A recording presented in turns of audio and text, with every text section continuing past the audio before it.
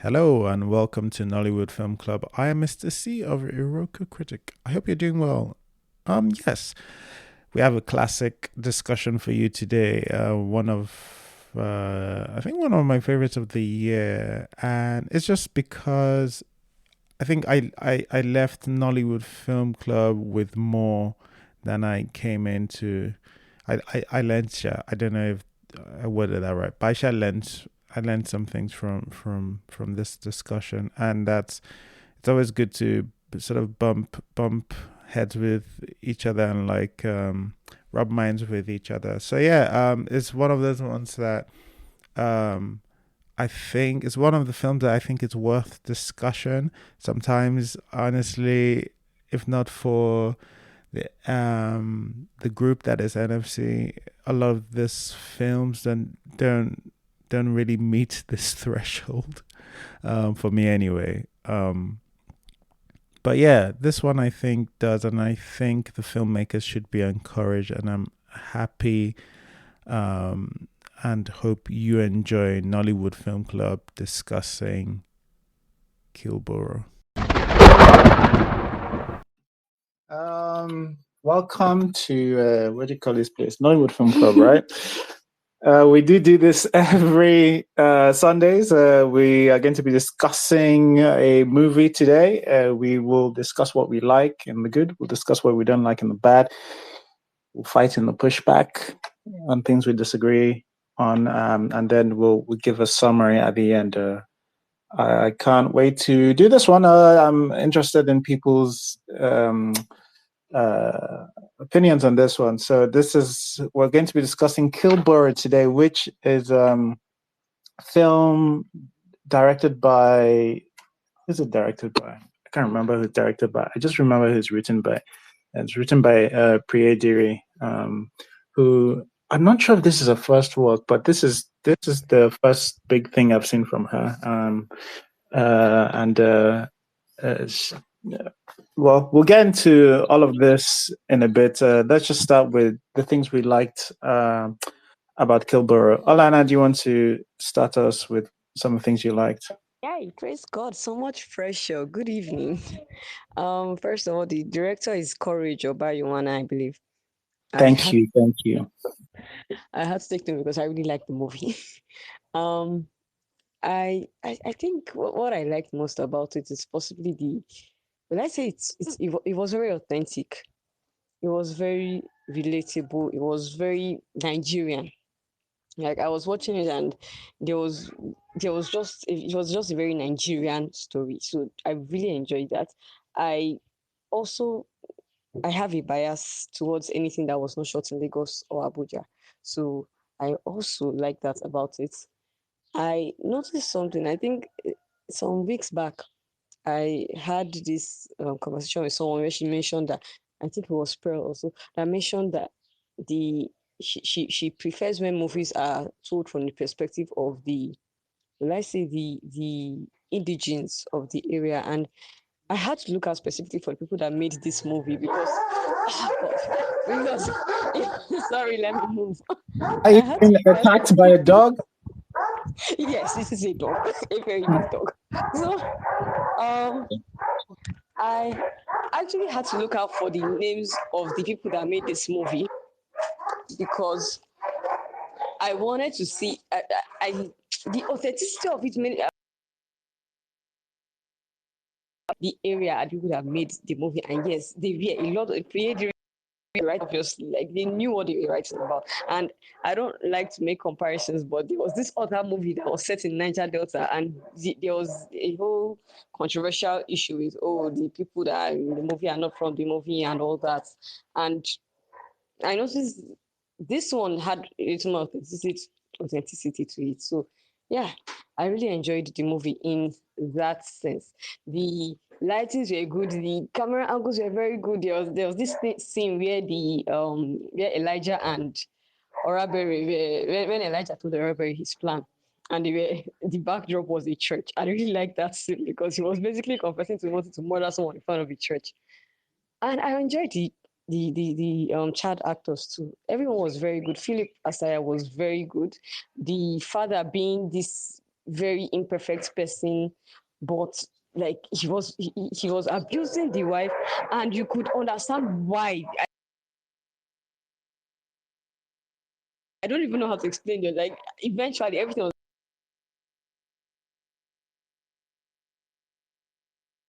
lost. It was Sorry, one of my best performances. sorry, So yeah. Alana, you're breaking up there. I mean, usually I would let it run, but it sounded like during your good, you just said that you liked that somebody was abusing their wife. But obviously, No, I didn't say I like that they were abusing. God, I said no, I didn't say I like I'm, that they were I'm abusing. saying it. I I'm said saying it because of eventually it was where like I'm saying it because of where it cut off. It just left it, and it just sounded like you just dropped that. So no, okay. No. I didn't say I like that he was abusing the wife. I said I like that he was an imperfect character. And then the whole, oh, he was being abusive, and the rest of the story, it was like, okay, he was frustrated and he was angry, and I don't know, it was just bringing a character that was imperfect, and you don't actually end up hating him as much as you should hate him. Oh yeah, and I also it's been a long time. I usually do this thing where I pick up quotable quotes from movies, and I haven't done it in a long time in Hollywood. So I like that I got one from this one when the pharmacist told Elijah, and hard times they make man hard. I really like that quote. yeah, all right, okay, no, thanks, Alana. Yeah, a lot of things to be said about people. I can't wait to Yes, push there's some- back. All right, calm down. About the area, I think blood vessel came to mind when comparing it to the feel of the place it was portraying. So yeah, all right. Now I hear you on that, and a couple of the other things about the imperfect protagonist, I guess. All right. Rotimi, do you want to tell us what you liked about Kill Boro? Okay, can you hear me? Yes. Are you guys getting me? I Yes, can't yes, hear go on. anybody. Can anybody hear me? Yes. So you Can cannot you? hear Mr. C. Oh, We God. can hear you, Rotimi. How did he start speaking? Um. Okay. Okay. Village people after me. I can't hear anybody. I'm Can just you going to hear go. Because Then us? I'll we're stop. listening to you, Rotimi. Just speak, please. Okay. Thank you. Enemies. First things first. I love the casting for this. I thought most of the cast gave like great performances. This is my first time coming across Philip Asaya, the guy that played Bro, and it was like he embodied his role both in good and negative sense. I thought Idima Goji gave a nice performance. I love Greg. Greg is very versatile. I like Greg can fit into multiple characters and everything. And I was nice being introduced to Blessing Zero, and I was like the girl that was part of the gang, and I was like that monologue she gave near the fire. That was also very nice and everything. Um, I think I also like this thing about the stories about how letting characters evolve and change, because like you go from like Boro like maltreating his family, abusing his family, to trying to change. Then by the end, like him and his kid, like Elijah basically is ready to put out a hit on him. Then him's like this kid. They were having their friction in the house. Then by the end, both of them are struggling, trying to get who's going to take a bullet, ready to like to take a bullet for themselves. Which that show you that in spite of all these things, the love of family will like overcome everything. The pigeon that was used in this thing was beautiful, was like poetry to my ear, because it felt like I didn't even get, because I'm not from PH, so I didn't even get all the slangs, but I understood. I could get what the meaning was, and the meanings were like it felt better whenever they spoke in pidgin. I also like the setup, just small of the setups that they used, like they basically from Jaguar, from the very first scene, how it plays out. It comes and plays out in the third act when he goes to return Jaguar's money. Then also the idea of his watch, though I'm like it's a little bit of convenient for us to get like the watch is what helped him settle his debt. But I was like, it was cool that everybody kept mentioning the watch, that like this your watch, this your watch, this your watch. And I'm like, okay. Then eventually when he goes to value it and finds that he has enough money to settle all his debts. So it's nice to see a Nollywood movie that has some sense of, should I say, just a logical storyline that follows itself from beginning to end. And I understand Boro, it was not right for him to abuse his family, but you understand his frustration. If you see the two characters that Jaguar and Ateme, both of these guys were basically guys that knew him back in the day, and now they have moved on, they have become richer, more powerful, more respected, and he's struggling. And he's taking out that frustration out on his family, which he shouldn't do. But you see, that's where when he confessed later to his wife that, like, this is what I'm going through, this is why I'm like the way I am, and she's like, guy, there's a way forward and everything. And I like the conflict. I like the conflict and the idea of, like, when he was asking his wife to get rid of the child and everything. That made sense. That made sense based on his situation, how she encourages him that, no, there's a way we can get through this. And that was nice. At the heart of it, even though it's set at the backdrop of this Niger Delta gang stuff, there's also a family dynamic story under that. And I liked that. So yeah, that's enough for me. I liked Kill Boro. All right, thanks, Rotimi. I love people liking this imperfect character. All right, Vanessa, do you want to tell us what you liked about Kill Boro? Yeah, sure. So the actor who plays Elijah, Kosi Okporoche, he did a really good job. G- good child actors are few and far between in Nollywood, and for someone who was on screen for a lot of this, I wasn't annoyed by his face and by his performance. So that's a win in my book. I'm very surprised that this is Rotimi's first seeing of Philip Asaya. It's not mine. I haven't seen Philip Asaya in a minute. I think I've seen him post Enake because he played California on Enaka in Africa Magic, and I loved him as California in Enake. I genuinely was rooting for Cali the entire time I watched Enake on Africa Magic. Um, I've only seen him once post that, and it was on a random YouTube film, so it felt really good to see Philip in this. I think he's really talented. He should be our new action guy and not Toby Bakre, sue me, somebody. I quite enjoy Philip Asaya. The actor who plays Yibo Koko, who plays Jaguar, that opening scene, there was something about the way he moved his hands when he spoke. It's a personal thing for me. I feel like a lot of the reason why we complain that a lot of Nollywood acting feels stilted is because our actors just stand in place when they talk. And this man didn't, like, when he was talking, the little movement with his hands, when he stood up to wash his hands in the water, I just felt like it made for a more dynamic performance those few seconds he was on screen, instead of just standing still and saying your lines. So I liked seeing Ibokoko for those few minutes. Inidima Koje, while we did get constipated Inidima face in this film, I liked her in this. Her pigeon was not perfect, but she tried. I saw in a couple articles that she took the time to learn and better her pigeon. And it kind of showed, because if she did not better her pigeon and she just went on that set, well, we thank God. I always enjoy Gregory Ojefwa. So yeah. Oh, also I liked that this was shot in PH. I don't know how evident that it was shot in PH that it was, but I like that it was shot in PH. And finally, I'm gonna speak about beauty. Specifically, specifically, Michael Dapper.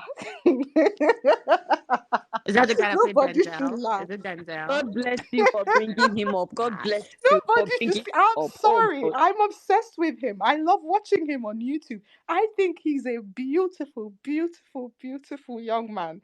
And so when I saw it, see, let me even tell you, you know what I love? When Nollywood, when the characters say that the character is fine, because if you people cannot even say that the man is fine, you are lying.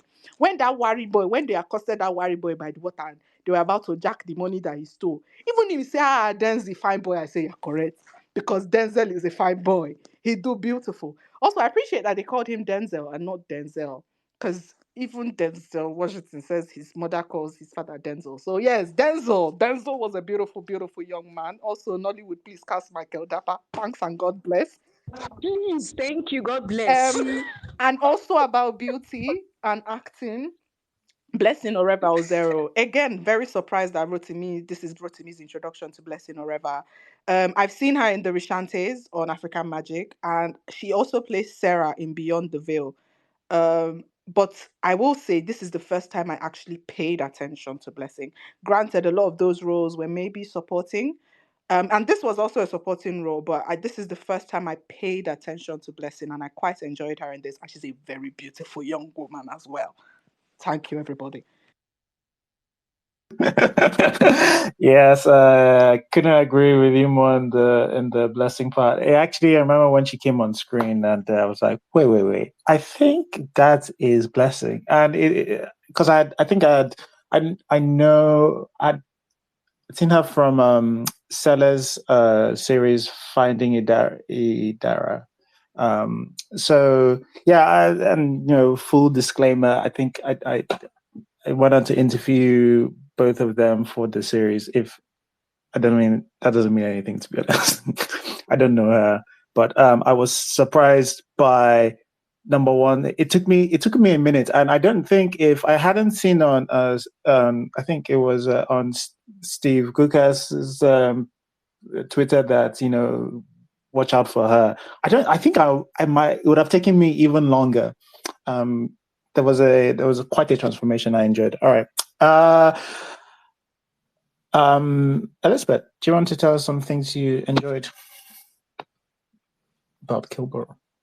Okay, so first I think what did I like? I generally like the story. I find it very um I don't want to use the word intrigue. I like the concepts, right? I like a good coming of age movie. I like the premise. I've not seen it before. This young man who wants to kill his dad, and he was committed to it, and for a very good reason also. In fact, I was at some point I was really supporting, hoping he gets enough money to kill his dad. So I like the concept, I like the premise, I like the story, I like the idea. Like everyone has said, I like the casting, most especially Elijah. Little Elijah, I liked it a lot. I like this performance most of the time, not all the time. Ini is very beautiful. That's one. Two, I like Ini here because I don't think I've seen her in this kind of role before, so I was very excited for that. I liked it when they spoke pidgin. I thought it was very authentic. What else did I like? Please, guys, I think I wrote it down.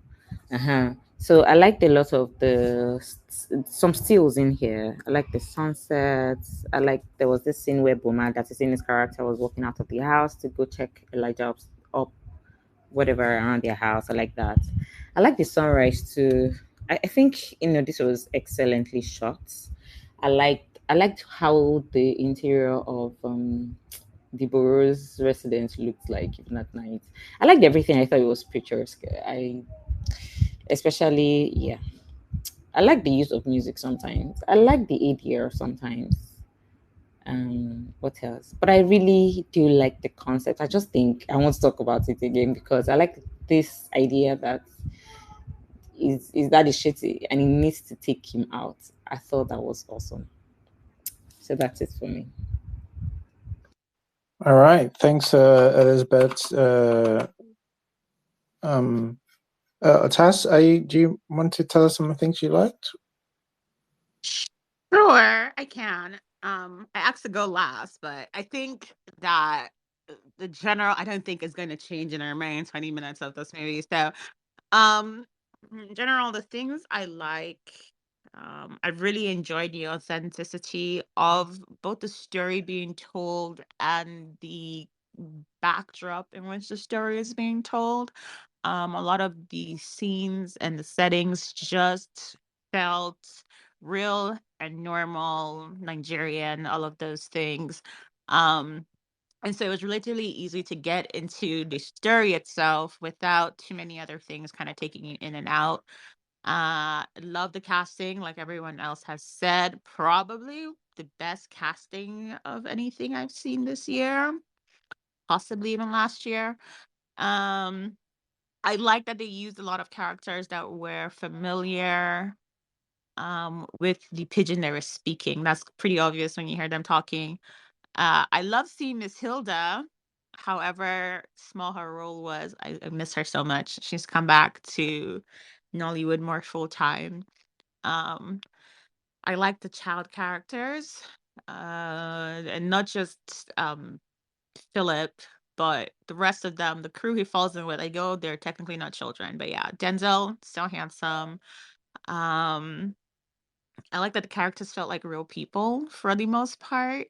I like Inni in this, even though there's some, I don't know, I guess because she's playing an abused wife here as well, and she kind of does the same face, but she was pretty decent. Actually enjoyed watching her in this. I liked Atemi as well as a character. Not necessarily because he added anything to the story, but just because usually in Nollywood he's playing like a fat buffoon. So it was nice that his character was an actual character, I guess, in this movie. I like that the movie explores redemption and gives the characters sort of a chance to explain what they're going through and redeem themselves in that way. Um, but yeah, and I enjoy the story, the premise of the story, Kill Boro, which obviously is a nice call there to Kill Bill, and sort of the focus on killing this one character. But that's it. All right. No, thanks, Atas. Terrence, do you want to tell us what you liked about Kill Boro? Yeah. Good evening, everyone. So yeah, I like the story of Kill Boro. I was very hyped about this. I've seen it twice since Friday. I've seen it twice. So I saw it yesterday again for the second time, and I didn't see it with the same high I saw it on Friday. I mean, when it came out on Thursday. I think I enjoyed it the second time I watched it, and I really appreciated the story for what it is, and not what I thought it was.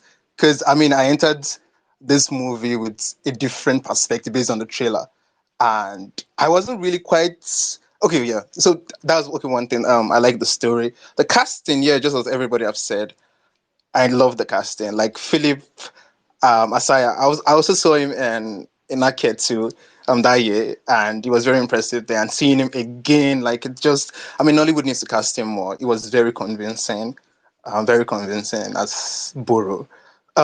The shots, the cinematography was so amazing, so beautiful. The lighting was so beautiful, and the movement in that bar scene, like I had to rewatch that movement. I mean, it wasn't really so grand, but I mean, I enjoyed the movement. When from the guy that was, peeing and then moved, before they revealed Boro.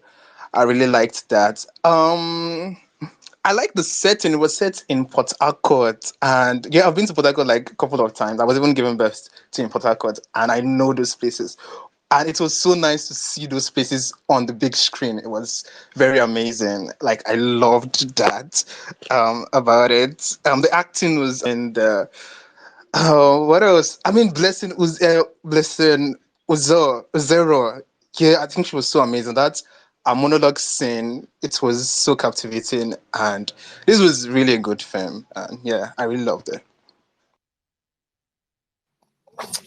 Okay, all right. More love for Kilber and certainly Blessing and a bunch of the other cast. Just going to read some of the comments. By the way, if you want your comments, you can just comment underneath the space. Wolf of Obayuwana says, I enjoyed Philip and Inidima's chemistry. When Burrow went back to being a lover boy, I loved the pigeon and PH lingo. I also loved how PH felt like a character in the film. I enjoyed Papa Awili and Mommy Fanta's characters. Lead's usage of the cigarette prop, he also liked. Okay, Alana, well, hang on. Vanessa, not the troublesome one, says Philip Asaya is talented. He's in Slum King. If you have access to Showmax, all right. So some people just recommending where to see more of Philip. Okay. So next on the list is Nollywood Must Change. If you can hear us, Nollywood Must Change. What did you like about Kill Boro? Nollywood Must Change. Are you there? Yeah. I didn't know why I got thrown off the platform. So, why do I like Kill Boro? I think I like the look of this movie. I kind of like it. It was not too bad to the eyes. Um, I kind of like the pigeon, the way they spoke pigeon, because it felt so real. Like, well, these people, this is their language, or how would I say that? But I kind of like the way they spoke pigeon. So when I saw people were complaining that, oh, they didn't enjoy the way they were speaking, I was like, okay, what's going on? So, but I later realized people were watching the dub. So I kind of like the way they spoke pigeon. And I think the the man who played Jaguar, I kind of like his performance in the first scene. I was like, oh, this person is so good, you know. So I kind of like that. Um, I like that the actors in this movie, they were good looking. Most of them were good looking. Yeah. I was like, why these people rough and sexy? Do you get? But they're kind of good looking. I think the casting director just said, okay, I want to cast good looking people. Yeah, they were not bad to the eyes. What else do I like about this movie? The child actors, they were not bad. I like the way they were trying to play in that, should I say, child romance kind of thing. Or maybe they're just friends. Please don't let me sexualize kids, actually. So I kind of like the friendship between the two of them. Um, what else do I like about this movie? Ah, I like the idea of the movie, like a son trying to kill his father, a kid, not an adult, but a kid trying wanting his father dead. That's some great how would I say this? That is some great, you know, kind of premise. But anyways, when I get to the part, but I kind of like the idea of this movie. That's what I like about this movie. Yeah, I like Dima in this kind of role. This is a new role. She's not playing the rich girl, in distress kind of thing. But even though she's in distress in this one, but I kind of like her being this local woman. Yes, that's a. All right, thanks. Not even must change. Amadine, do you want to tell us first off if I've butchered your name, and second if what you liked about Kill Boro? Can you hear me? Yes. Okay. Yeah, you got it. Amadine is okay. So I think you've said pretty much all the things that were nice about it. But I'll just add that personally, my own favorite actor in this was I had to find out her name, Beloved, the little girl who plays Orabere. And I really liked her performance because it brought like this breath of fresh air to the whole thing. Because this thing where a story takes itself seriously, which is not a bad thing. But it was nice to see Orabere bringing the difference or a different view, so to speak, and because there's a juxtaposition. Because Kosi's character is a young boy, is a child who is dealing with these really adult things and things bigger than him. So he's more burdened than he's a child, but you could say he's trying to be an adult. But you have a Robert who's a child and being a child naturally as an actor. So it was really impressive to see that, and I think she's a shining light.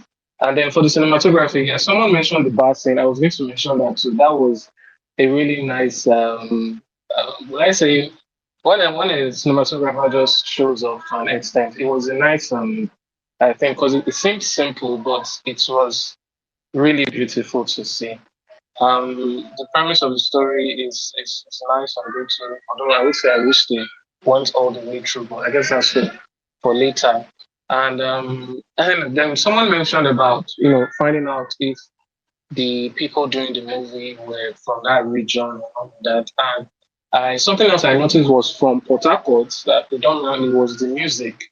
Most of the songs are by Wizard Chan, who's from Port Harcourt, and Ajaba Hustlers also have a song, also from Port Harcourt.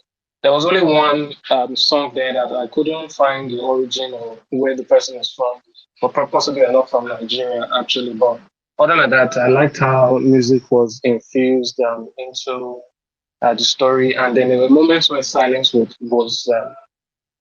serve better, such as I think when Boro and Boma are speaking in the room about the child and all of that, and I think there was some silence there, and I realized that if he had tried to put music there, it might not have given the desired effect. So the use of music, the casting, the shots were nice too, and yeah, I think that's the most of it I can say. Others have already mentioned the rest.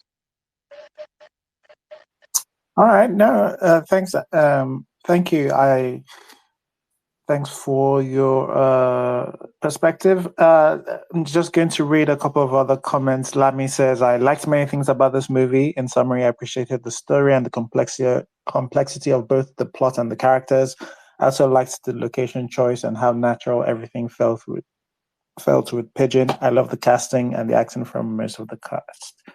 Nolly Goodfellow says, I liked the thoroughness in terms of writing and filmmaking. Performances were amazing. In particular, I liked Inidima Okeji's flashback with that morph scene of her looking into the mirror. It's cool morph cut, yes. Okay. So, Uti, do you want to tell us some of the things you liked about Kill Boro? Oh, okay. Hi. Can you hear Yes, me? yes, we can. Okay. So I'm just gonna be quick because I feel like everyone has said everything I was gonna say. But I was gonna start with like the child actors. I think it's very big in Nollywood to like hear child actors. They just sound like they give them the script, they told them to memorize the line, and they just come and just memorize the line without like acting.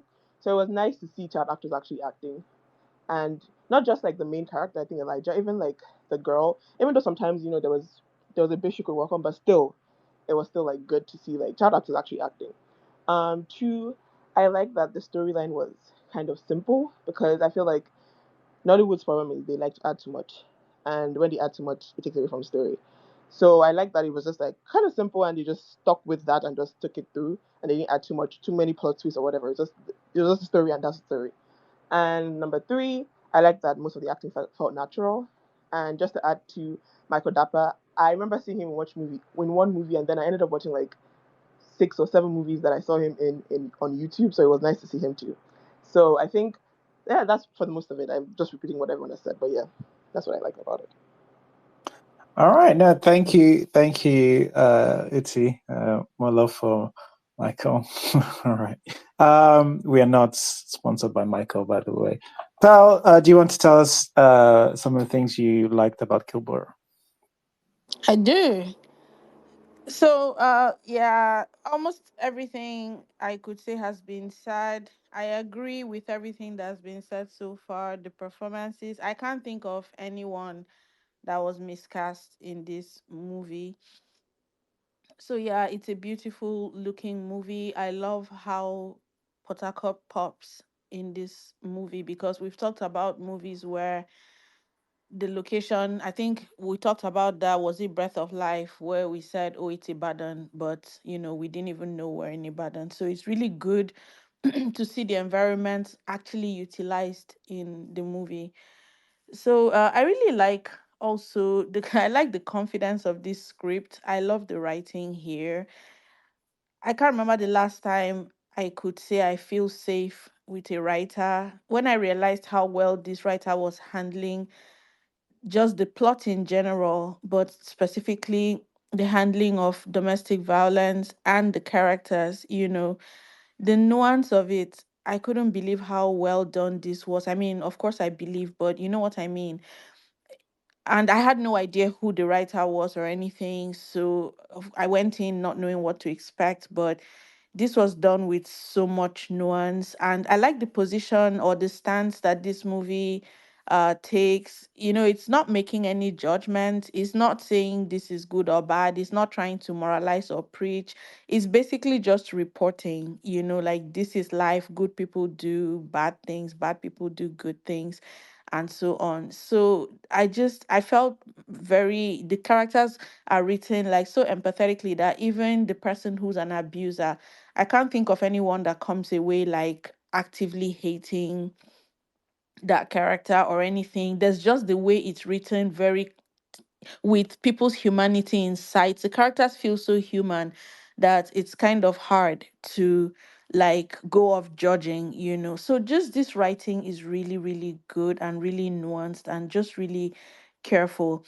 I like also, that this movie remembers what it's about because there's a lot going on in the background. Nigeria is happening in the background. I mean, this is the Niger Delta.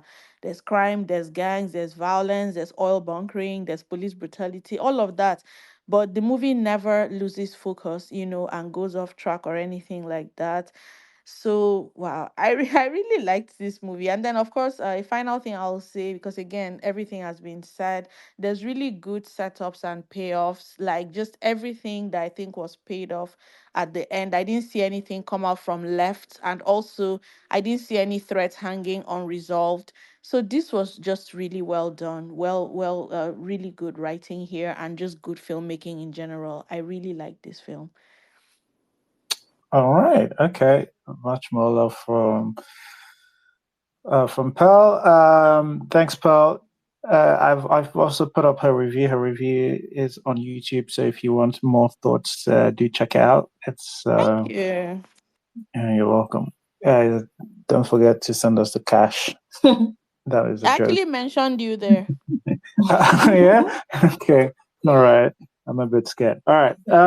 Tito says, I really liked the hardship the family was experiencing. I really like that the hardship the family was experiencing was believable. I was also quite impressed by the chemistry between Boro and Boma, especially when Boma started gradually turning a new leaf.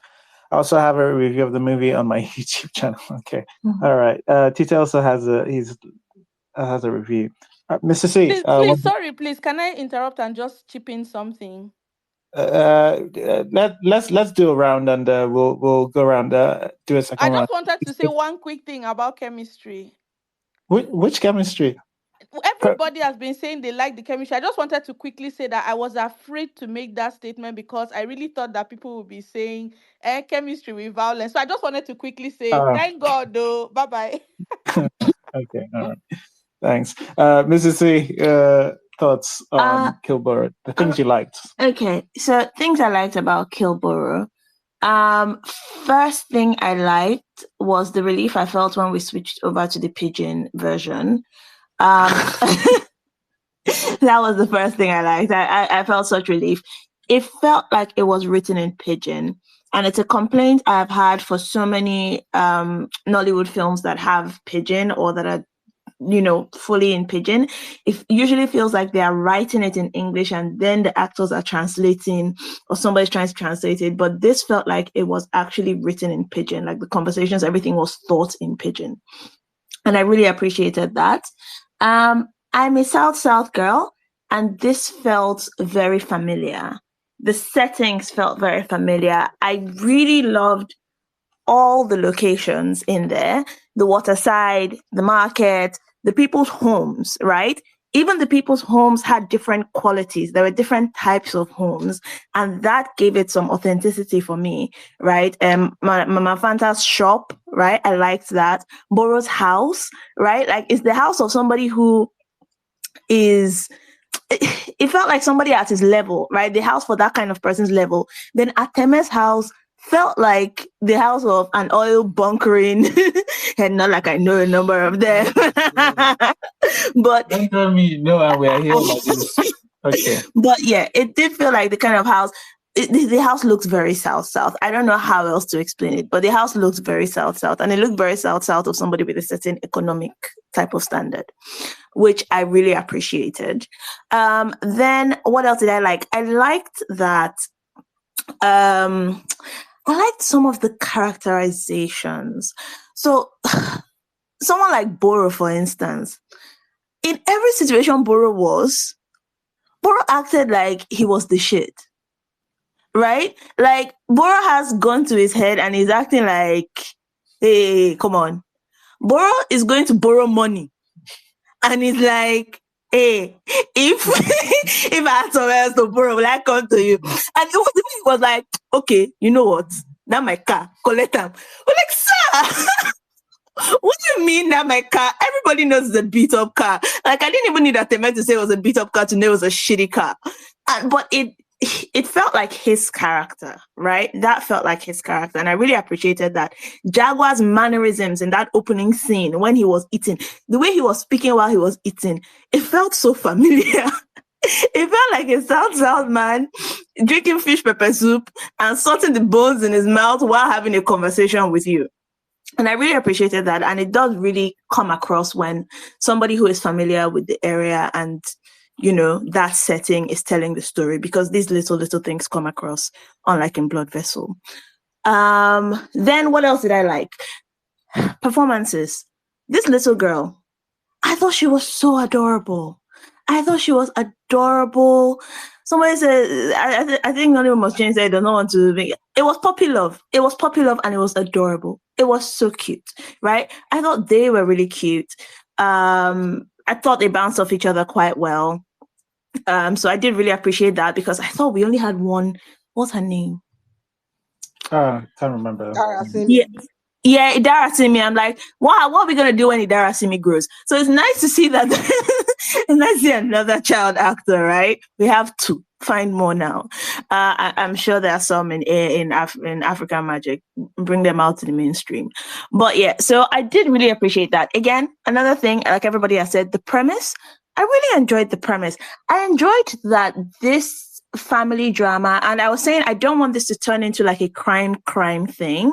They do have their little Mexican standoff at the end, whatever. But it did feel like family drama happening in the backdrop of a troubled place. And I liked that, because again, that is the reality of a lot of those communities, right? There are a lot of terrible things happening in the background, but your life doesn't stop. And I appreciated family drama being set in that kind of backdrop. I also liked that nobody was a good person.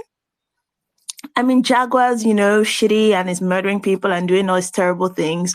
Bora's like, I'm not about that life. I'm not going to do those kind of crimes. I'm going to keep my crimes domestic. And then Ateme, who is like the hero of the village, he's into bunkery, right? Nobody is good here. I appreciate that. These are all just shitty people with their own shitty little, boundaries and lines that, they're adhering to or whatever, and just trying to make their way through it. And I really appreciated that. So yeah, I did appreciate quite a few things about Kill Boro. And I do just like the concept of a child really hustling to save money to murder his dad. Great. I rate it. Okay, I don't have much new to say, so I'm not going to spend too much time. But maybe I might just give details on some of the things. I've already spoken about Blessing. Yes, yay, both in beauty and in performance. And even though people have praised Michael's beauty a lot, I didn't know about him until now.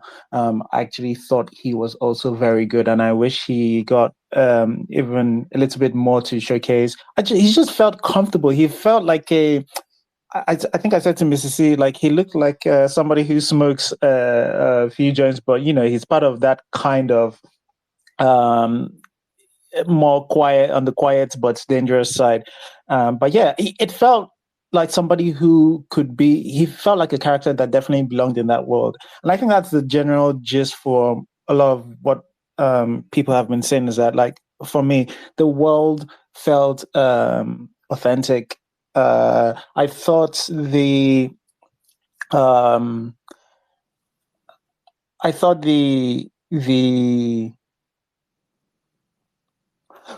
I just thought it had a lot of people had characters that sometimes felt a little nostalgic. I think maybe Vanessa had referenced Jaguar in the beginning scenes when he's telling somebody to reduce the volume of the radio. That the way he did it, where that's nostalgic because we don't seem to have this kind of radios anymore. Well, I haven't seen one of them. I don't know whether some people are still rocking with that, but like that just felt very nostalgic, and it takes a certain kind of director, it takes a certain kind of filmmaker to or performer.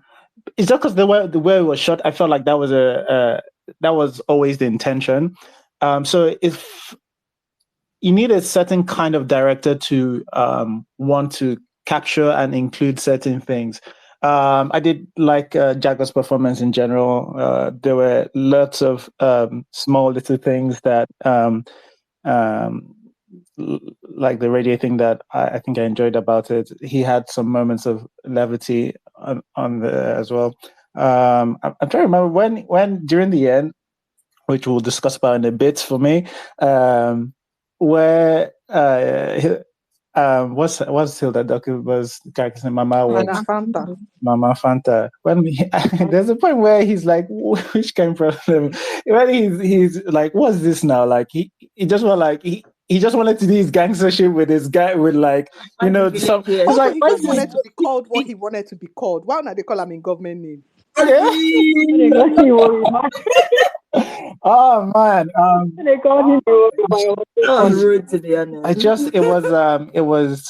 it was a fun time with him when he was on screen. I think Missy has spoken about the general performance, and yes, I like that a lot of these people have edges to them. Nobody is particularly all perfect. I think with the exception of Innie's character. I think Innie's character might be the only close to one-dimensional character in there. But I even think her performance, even though like you can tell Innie has enjoyed the good life. Innie has enjoyed the good life, so she doesn't have that. She doesn't have the South. She's just.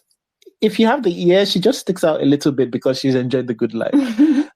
But I still think in terms of her pitching, like she did, I think somebody mentioned if she hadn't put in a lot of work, she would have really, really stuck out because the people around her, their pigeon is A1.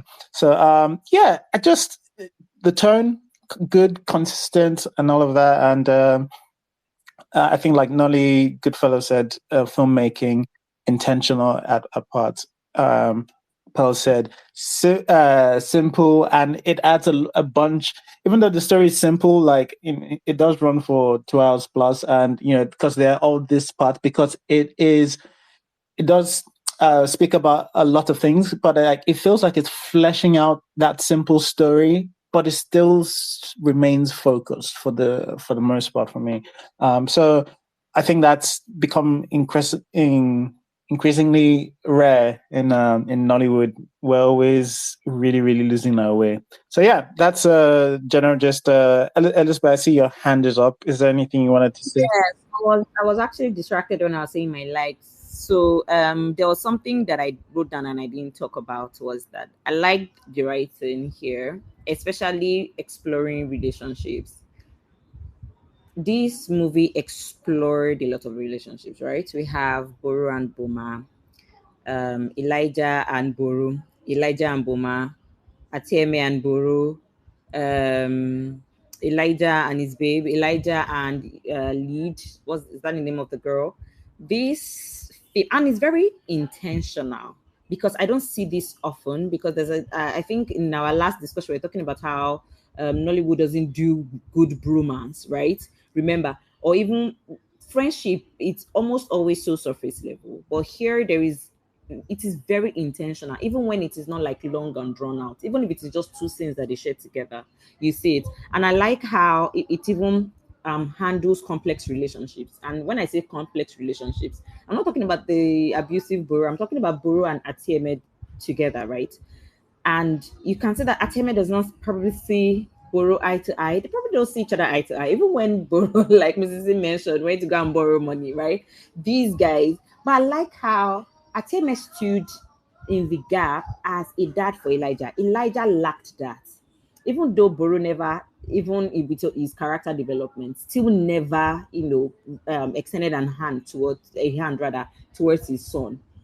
But you see, with every of Ateme's action, in fact, when I was watching it, I was thinking, oh, this boy is going to go to Bossman and is going to join the gang world. But instead, he ends up just being, placated. Like, he goes there, my dad broke my arm. I will see him in the morning. Ateme actually did see, even though they've not seen each other in a long time. This guy went to see his friend, and they don't even like each other. Let's use that word in quotes. But he's always there. Even when I say, oh, I need you to kill my father, yeah, go and bring money. To him, it is that arrow down sense in the Yoruba says, like, just sending him on an errand on a never ending journey. Never imagine that Elijah would steal from his dad to get him killed. That's another angle. And then I like that even at the end, after the whole showdown, Atema had to go with his boys to go collect his friend. So I like how this film, we never see Ateme and Boro just hug it out like, oh, you're the best friend in the world. But we see in their action, right? And then I want to talk about the character development here for Elijah. Boro's zone, I think, is complex. I will reserve my opinion for the other half, but especially for Elijah, I like the coming of age thing going on with Elijah, with his characterization, the entire journey, the determination. Do you guys know what it means to want to take your father out and then you're carrying, you're cleaning, you're washing car, bricklayer, you're walking just to take. I like the dedication. Just once that I liked how relationships and character development, especially for Elijah, was explored here. Okay, all right. Thanks, Elizabeth. Okay, so I'm just going to check if there's anything.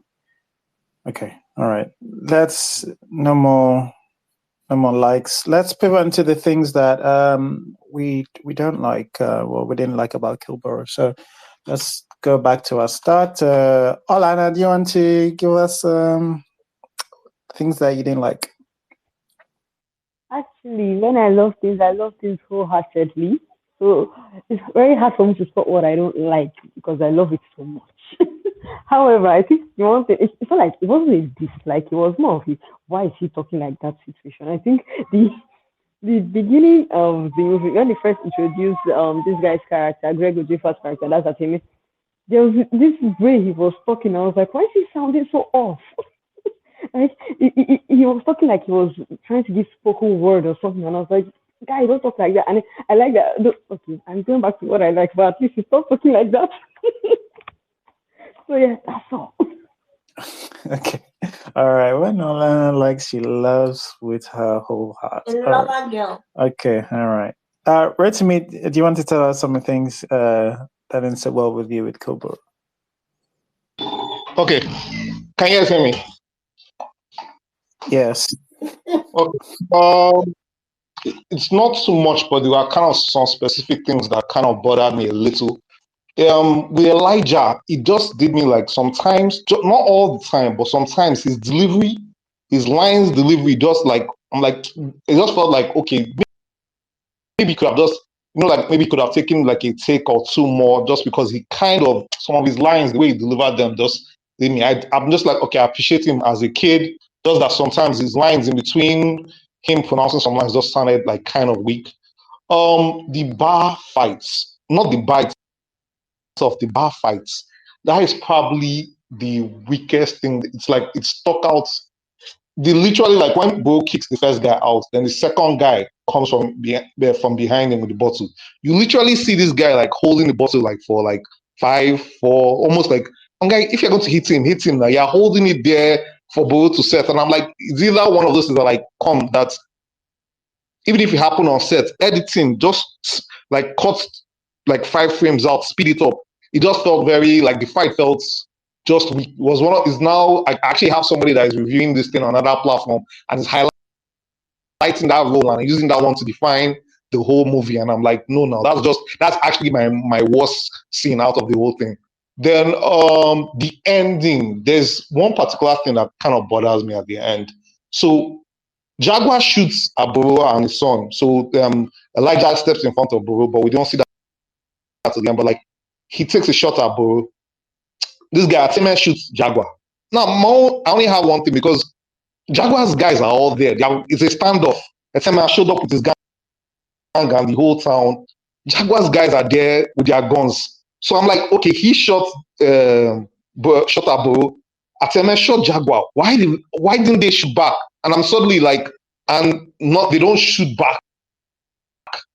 And I was like, okay, why didn't they? Just felt logical that like, okay, you guys are your rival gang that showed up at your base and they just shot your boss and you don't shoot back.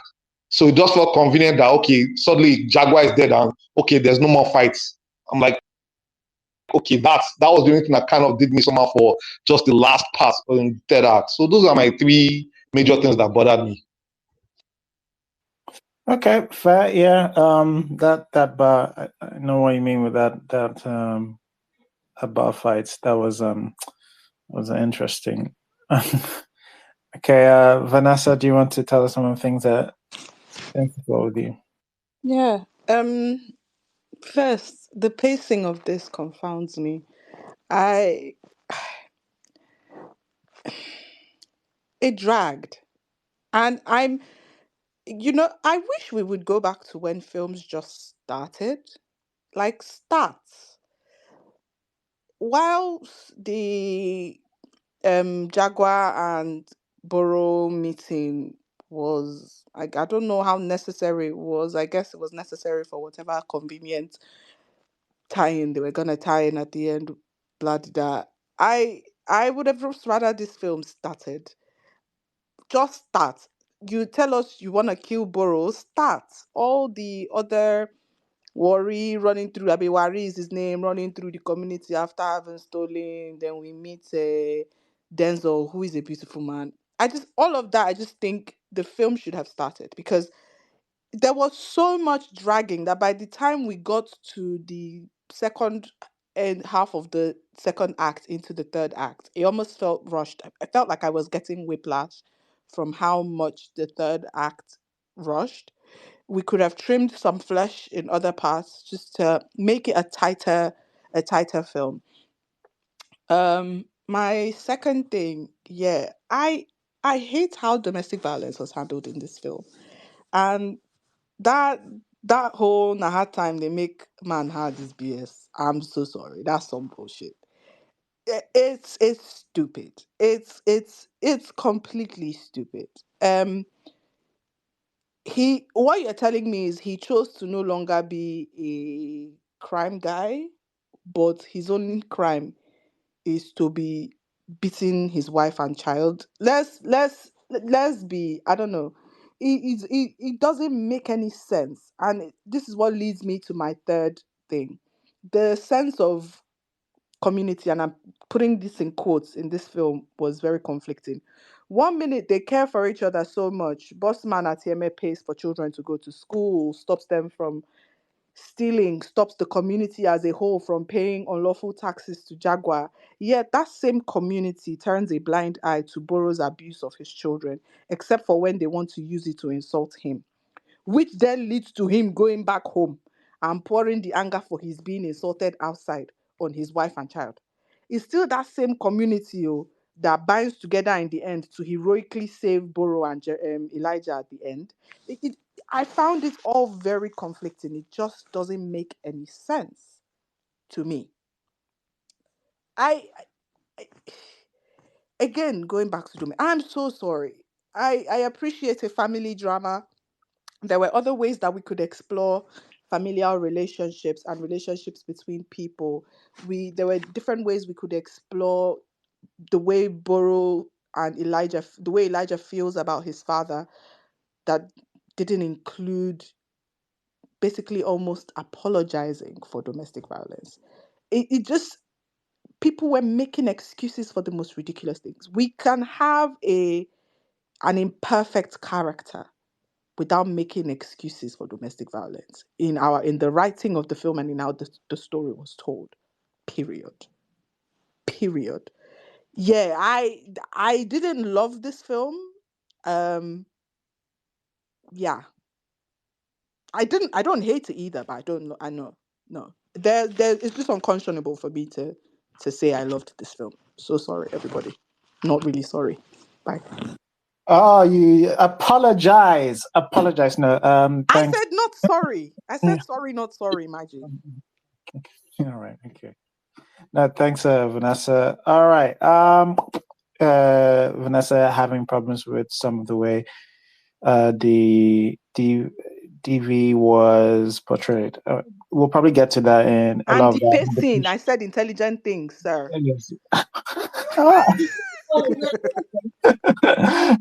Okay. All right.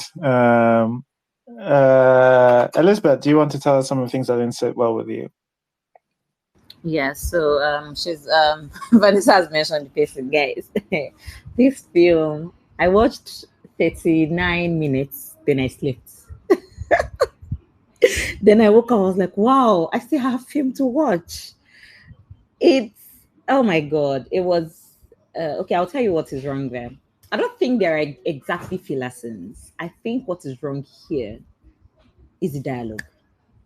Every single frame is them talking. And this talk could have been summarized. Okay, not that I want you to like summarize it. I don't want to say, oh, now here goes summary. But you see that everything is they they could not avoid exposition dumping. And I wish they did do that. Let's take, for example, Boma got home to help Elijah do his assignment, and she goes, "Oh," and he goes, "Why are you still with him?" Like, Boro is a better man than Atieme. But with what he does to us now, guys, they've not even told. We've not seen what he does to them. And do you know what happens next? We see what he does to them. Why then did we need that? What he does to us? Why was it necessary?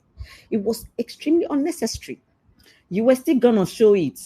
Why did you have to tell me? I think these are little writing pitfalls when it comes to. We still don't know how not to explain to the audience. We still don't know how to trust the audience, right? With what we are handling. So you're doing a bit of, I gotta tell you, but then I will still show you. Why? So most of the scenes happened like that. We've seen the Ateme. Again, sometimes expositions are necessary, right? To give us a little bit of backstory, but not when you're dumping it, especially when you're still going to show it. So that conversation too, it just went on and on and on and on. And I in fact, I started noticing that let me see next scene if it's gonna go on and on. It did go on and on. So I feel like if they stuck to the beats of the because this is not an action movie to look forward to. So there is no action to break up the dialogue. That's what I'm trying to say. You want to establish that Boro is this worstest guy on earth. Keep it snappy, right? I'm not saying you should show one. And I get it too because they need to show Boro's own internal conflict because you also want to show us his character development. Now, which brings me to the next part. It was poorly done, right? In all of this, you did all the right things. We see him sit by himself. He ordered beer at the bar. He ended up not even drinking it. Great. We saw him had a little think about his life, right? And that was where he went to go and help his wife, or maybe he went to again. We saw that the next scene, anyways, there was a little bit of change in there. But now the problem here is you are handling domestic violence. This is a guy who will drink and then just become shit. Enough to fuel our protagonist's a scientist. He wants to kill his daddy, right? And the way it was the way his character development was shown was basically him helping his wife, following her. He's trying to change, but this is just this guy, just some scenes away. He had said you can't keep that baby and went like a madman. Enough to give Elijah more reason to take this guy out, right? I get it that you're trying to juxtapose this, trying to give Elijah more zeal, more fire to pursue his goal, but at the same time, the handling of Boro's character development was bad because and then we kept, like Mr. C mentioned, because Boma's character was one dimensional, we kept seeing all this, my king, he's my king, he's my man. This nigga just he threw you on the face. Like, if you want to change that, you need to show him proper groveling, There wasn't groveling. There was no groveling involved in this. I have to do this. I don't mind all the setting up, him doing the writing, selling that research that he just held on his entire life for and all that. But at the end of the day, it was poorly handled. That's one. Two, three. My final thing, guys. I only liked when they were speaking pidgin. I only liked when they were speaking pidgin because when they switch from pidgin, when they're speaking pidgin is extremely relatable. When they switch to English is aspirational. It's like you're writing for a character. It's like you're writing for what your character would say on stage if there was a drama, if it was theater. It was hardly so. Imagine what was this guy? I think Jaguar was saying one thing. The speech switched. No, it was Atema in the beginning. Atema was speaking pidgin, and then next he said that man does not have his wits about. I was like, hold up. Sorry, I'm not saying Atema is uneducated, but I couldn't marry what just happened. Again, look at the people he was speaking to. It's a different thing. He was called. It was, maybe it was a soliloquy, maybe it was a monologue. It wasn't either of the above. He was speaking to his goons, to his lead and Denzel. I've been waiting my name and little Elijah. Little Elijah. This nigga said, "This man does not have his wit." I said, hold it. And it didn't end there. There were other scenes where the dialogue did not fit. It was not character fit. It was not purpose fit. I think it was those kids when the little girl met up with Elijah again and said, "Why are you working this hard?" And he said, "Life is." There was something he said there that I was like, "Hold up, okay, I'm out about."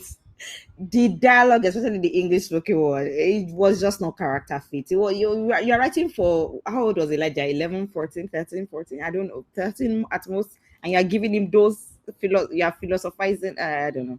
Didn't work for me. Okay, all right. Thanks, Elizabeth. The discussion has begun. All right, Otas, do you want to tell us some of the things you like? Yes. So first of all, it was too long. I think that my bad's gonna end up being pretty similar to everybody else's, and I expect everyone that follows will be similar. But it was quite long. I think it was about 2 hours and a quarter of an hour, so like 2 hours and 15 minutes roughly, or something like that. So it's quite long. And I also struggled with the first 30 to 40 minutes. I almost didn't get past it. Even worse because at first I was watching the dub. So I was dying. I was dying inside. Um, but then I switched to Pigeon and it didn't make the 40 minutes go that much faster. It felt like there were supposed to be establishing scenes, but largely most of it was useless. Um, and so that really didn't help the first half. It just really dragged. The movie doesn't really start till like maybe the 40-minute mark, say 30 minutes for being generous. And they could have either used all of that extra time to give Boro a better chance at his redemption arc, or just not included much of it, and the movie would have gone on a lot quicker. Um, my other bad is that I hate the fact that Boro is alive. I wanted him dead, and I was happy to give Elijah the money if I could, but I feel like the redemption was unearned. So while I did enjoy the story that was being told of redemption, I like seeing characters have a chance to redeem themselves and explain their side, even when they're not necessarily doing the right things. But in this case, this takes me back to the conversation we had maybe 2 weeks ago, the one about men in Nollywood. When we discussed men in Nollywood, one of my big things was how both past and present men tend to get away with a lot of crazy things with essentially a slap on the wrist. And that felt very similar here to how the movie handles Boro, the father, because and you can even hear it now when we're doing the space in the good. The movie does the same thing where you can hear how willing people are to call an abusive man or abuse really just imperfect, or try and understand why he's abusive. Like he chose to leave the gangster life, but he's upset that the other people who stayed in the gangster life are wealthy and he's stuck where he's at. Make it make sense. Like you made a choice. And now everybody else has to suffer for that choice along with you. They're also poor. Ini is also suffering. She's also poor. She's also struggling. The son is also poor and struggling out of school. But he's the only one who we can create that excuse for why he's being abusive. It's kind of odd. And Nollywood does it a lot. And they have done it since like the inception of Nollywood. There's always a reason why a family man, especially if he has a family, is doing heinous things, and we have to like excuse and understand and be willing to give him a second chance. And that's what it felt like this movie did. I don't think he earned, I don't think his redemption was earned at all. I don't think there was any reason for Boro to take a bullet for him. I would have pushed him in front of the bullet. That's just me. Um, but yeah, I do think he should have killed Boro. That would have been a much better story. Like tell me the story you told me you were telling. Kill Boro, okay, kill fucking Boro. But the rest of that, and that, it was such an underwhelming end. In the third act, it just seems like they're just trying to tie all the loose ends as quickly and neatly as possible, except it's just very out of place. And yes, the English scenes were very jarring. All right, Utaz. Okay, Utaz wanted her Boro blood. Okay, all right. Thanks. Terrence. Yeah, hi. So first of all, that opening montage, opening scene rather, it was beautiful. It was nicely shot. Like I liked the acting. But then going into this movie, and I was 20 minutes into this movie, and I felt like that scene should have been just yanked off. Because what you set a precedence, right? Okay, this is what we're going to expect. This is like you pull us in with this scene and all this, everything you did with this, and I don't know, it felt so like if we didn't see this guy, what's his name, Jaguar, in the entire film, and we get to see him at that last scene, like it would still be Kill Boro. Because having that scene, like it took a lot of time. And yeah, I agree with what Vanessa and Otas said, that this movie, at the 40 minutes max, it has really not started.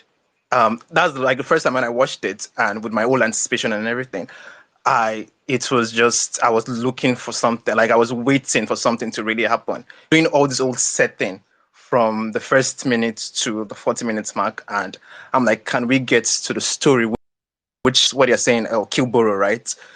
And so when it got to because when it got to the inciting incident, I would say, and he like takes the decision to wants to kill Boro. I'm like, okay, like it's been so long, like been saying so much. So that's really it kind of bored me, like it kind of lowered my morale, because when I was watching it for the first time prior to my second watch, it bored me because I'm like, okay, let's get to the story you want to tell, and that's kind of slowed me down. I mean, you know,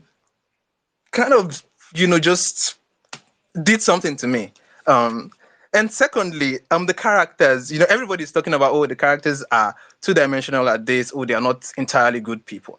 I mean, for Oteme's character, that's Bossman, I felt like he was sometimes a goody two-shoes, because in the scene where he confronted Boro about what happened with Elijah and all, and he was just saying a lot of things. Oh, Boro, you're not. I mean, I can't remember the words he was saying, but basically, he was trying to say Boro. He was trying to like put some blame on Boro, and I'm like, dude, you're not also a good person.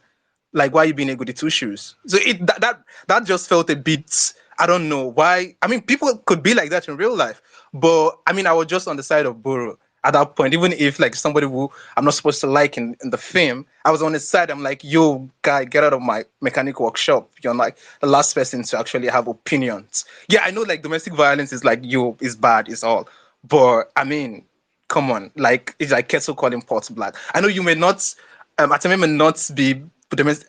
be a violent person to his spouse or whatever, because we didn't really see that in the movie. But I mean, you got doing other bad things. You get, so you're like the last person she even preach to me.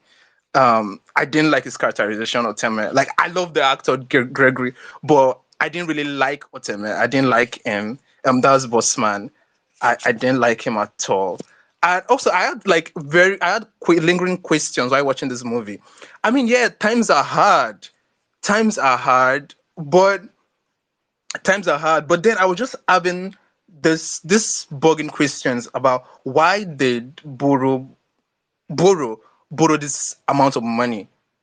This he said he borrowed like 1.6 million naira from Jaguar. Like, what did you use it for? Is it drinking? Because I remember the character asked, that his wife asked, like, what do you use the money for? And he didn't say, oh, it's just this, just that. Like, I was expecting something like, what did you use this amount of money for? I mean, you guys don't even have lights. There's no electricity. Like, what is there? What did you use this money for? I had that question till the end, and I had that. And also, like, yeah, I would agree with Vanessa when she, commented on this, what the pharmacist said about, hard times make man hard or something like that. And now that was also off for me, because I'm like, okay, they are trying to, and I think it basically I think I started to really enjoy this movie only when I understood what it was. They were trying to humanize the domestic abuser. That's when I start to really enjoy the movie, because at first I'm like, okay, can we really see this Boro that needs to die? You get? Because it just felt, I don't know, like, people have said a lot, but to me, like, it wasn't now a very strong premise to kill Boro. It wasn't a strong premise when they're trying to humanize him, because, what are we to feel the audience? Because he's turning out to be a good person. I know, like, the president, he beat his wife, and his son was trying to attack him, and he did this. And I don't support domestic violence, but then when the story really started and they were about to kill Boro, I'm like, okay, like, I'm even growing a soft spot for this guy. I don't think I'm rooting for Emmanuel to do this anymore.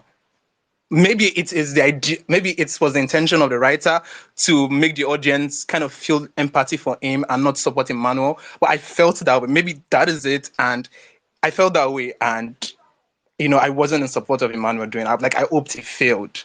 I hoped it failed to some extent. I did.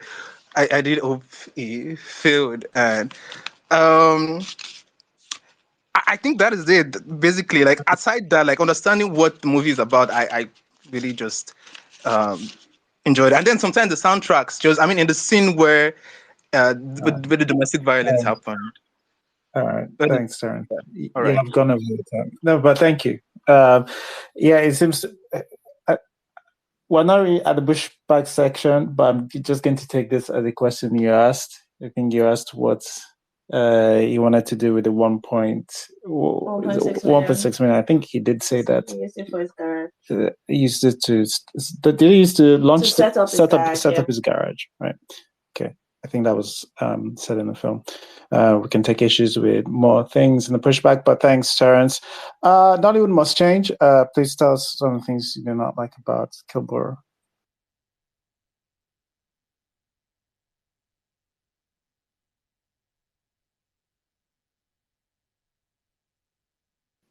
It's Nollywood. Oh, Nollywood must change is not on. Okay. All right. Amadine, is Amadine on? Yes. Amadine, please tell us some of the things you do not like about Kill Boro. Okay. I think, like everyone has said here, I wish the movie had, gone on with its premise. One of the things that attracted me about the trailer, and I remember commenting that, wow, this is something I could do, because what Elijah was doing. It was interesting to see that happen in a Nigerian movie. So I think I wish they had gone all the way. So I've heard other complaints. I think my own complaint might not even be about Boro himself or his wife or the people praising him. I think that's actually very expected in Nigerian culture. People make us. Can you hear me? Yeah. So people make excuses for abusers and all of that. But one person whose reaction changed, that I wasn't really happy with, was Elijah himself. Now, one of my favorite scenes in this movie is when Boro is trying to be a nice guy and Elijah is not having it. That was so realistic, because I think as a culture, Nigerians belittle the impact of anger, or they trivialize it. And I'm talking about a victim's anger now. I'm not talking about just random anger.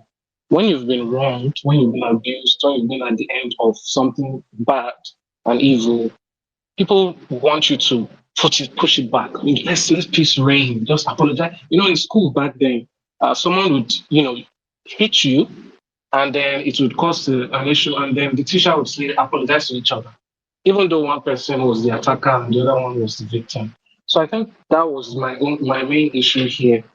That scene where Elijah is like, "You're not going to hit me. You're not going to throw the plate." That was really how, if you've ever been close to this kind of situations, you understand that even when the so-called abuser is seeming nice, it's like you're walking in a minefield. You don't know what's going to cause the next trigger. You don't know when the next bomb is going to go off. So you're always on your toes, even when the quote-unquote happy times are happening.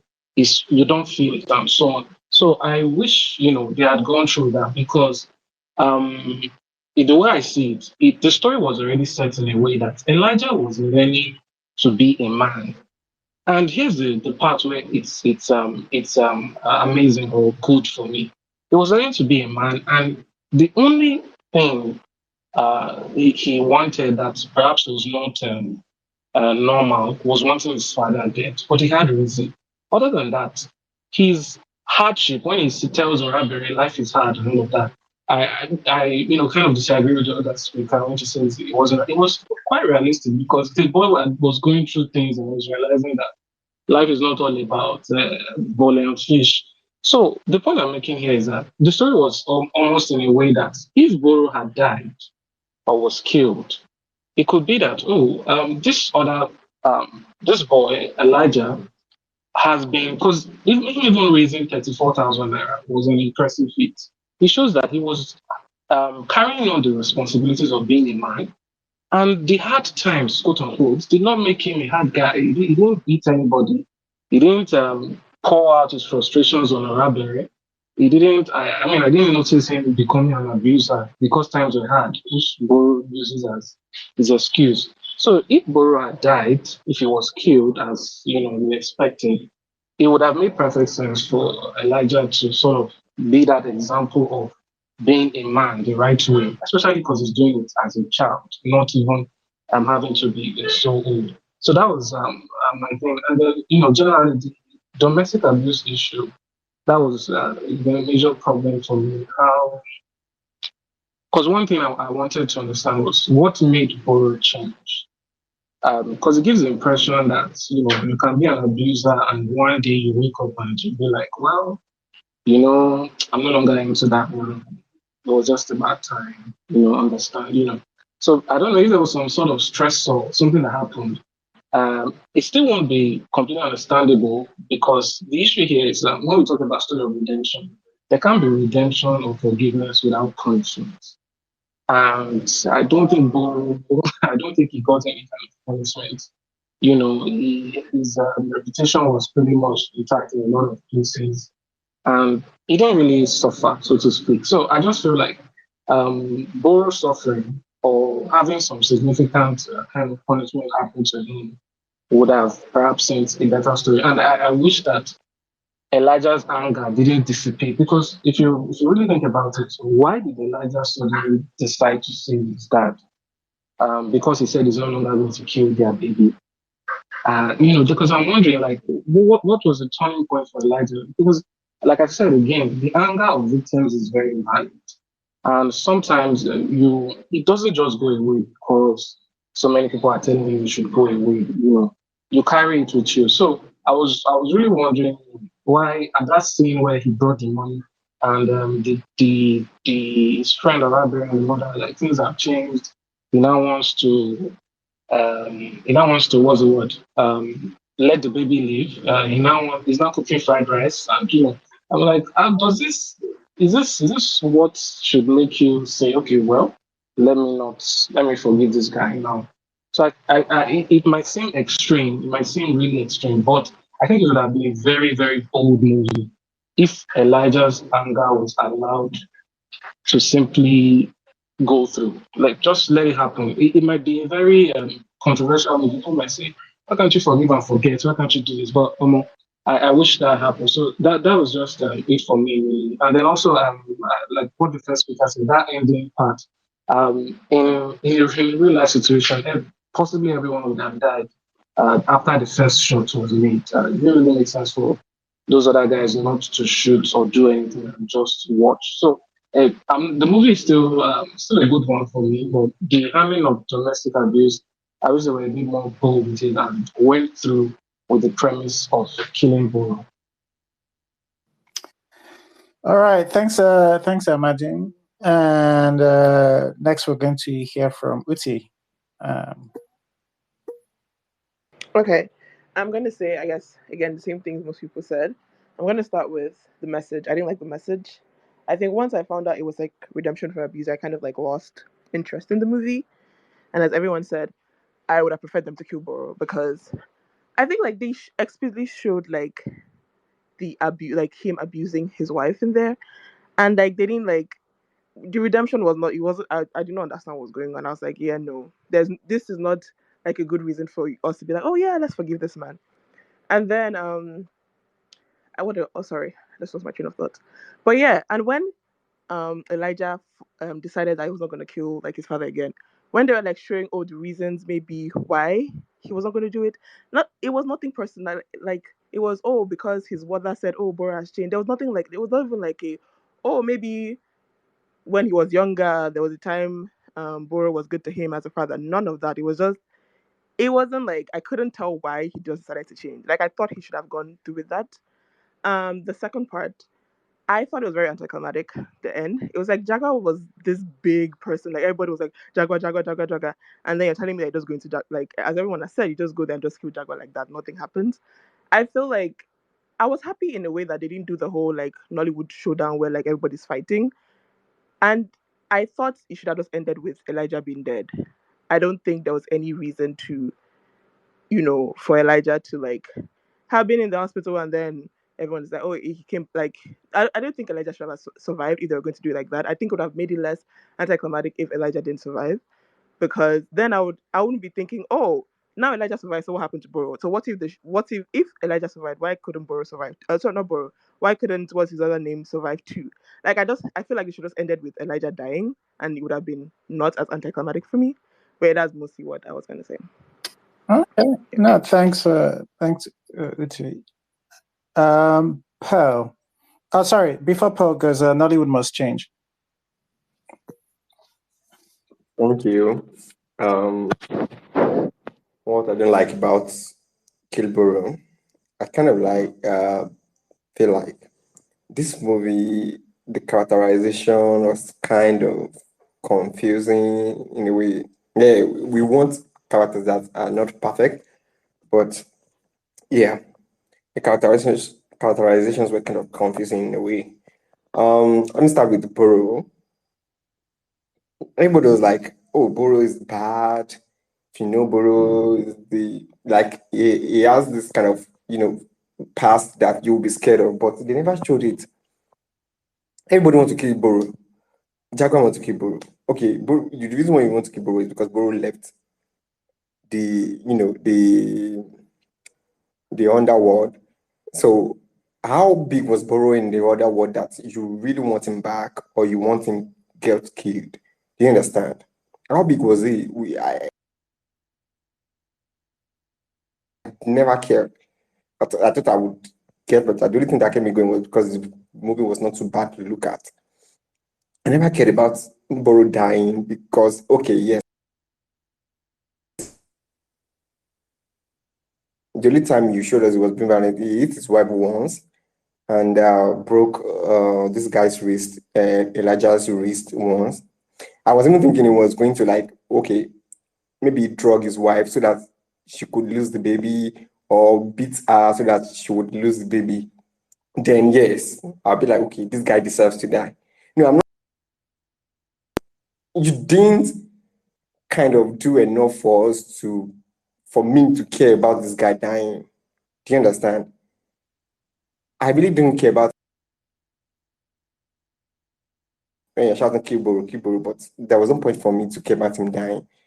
I really didn't see the magnitude of Boro being the bad guy because I was kind of, who is the villain in this movie?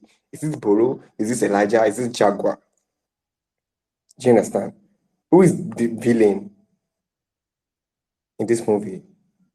Why does Jaguar want Boro to die? Yes, I understand Elijah wants Boro to die because he doesn't want his sister, but then you now showed us almost in the middle of the movie, Boro has changed. Boro has changed. You are showing us the character development. You showed he has turned a new leaf. So why are we still doing Kill Boro?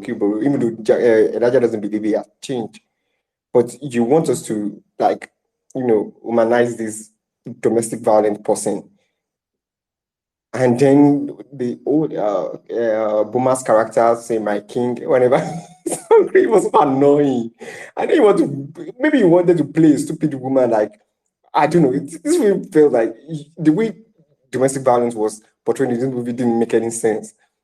Yeah, I know a few women would be in a domestic violent marriage where they have been abused and they will still be playing my husband is my head, but the way she played the character, maybe it was in Indima's performance, I didn't like it. She wants to be given this Oscar for the performances in a movie where she was supposed to be rough. Yes, but you can still be a rough woman and still be a misogynistic woman. You can still be a rough woman and still be carrying your husband on your head. I just felt like everything was out of place. I really didn't care about any of the characters in this movie. I didn't care any about the characters in this movie. Oh God. And then the Elijah, you were trying to play Elijah as a smart guy. He was working with his father's friend, and then all of a sudden, once his father dead, I'm like, is this boy smart? How does smartness make him want his father dead? Kind of. It felt like a stupid decision for me because you were not portraying me as a very childish boy. He was not too childish. You portrayed him as someone that, as a child who feels too mature for his age. Do you understand? So everything felt like the characterizations were not working with the story. The writing, and someone is saying the writing is great. The writing of this movie wasn't great. Yeah, it wasn't great because at some point the dialogues were just off. I like the dialogue being pidgin because I think they performed better, they talked better with pidgin, but the dialogues were just off and too long for me in a way. And the movie was kind of slow a bit. It was kind of too slow a bit because I just kept losing it and coming back to it and trying to finish it. It's a story that keeps you that wants you to see the end, but I never really cared about any of the characters. Just wanted to know that did they not kill Boro or did they not kill him? So what's the point of this movie? And I knew that they were not going to kill him. The moment he changed, I just think that this guy trying to portray Jaguar as the villain, not Boro. Even if Boro was not going to die, you could have just keep him as the villain till the end. At the end, okay, you now realize what he did was bad. He lost his family. I'm not trying to say what movie, but it was not too serious enough for me to want him dead. And I've talked about him in his performance. I really didn't. I like him. I like her playing that character, but I didn't like the performance. It was not enough for me. It still felt like she's playing this damsel in distress, a Portugal in distress.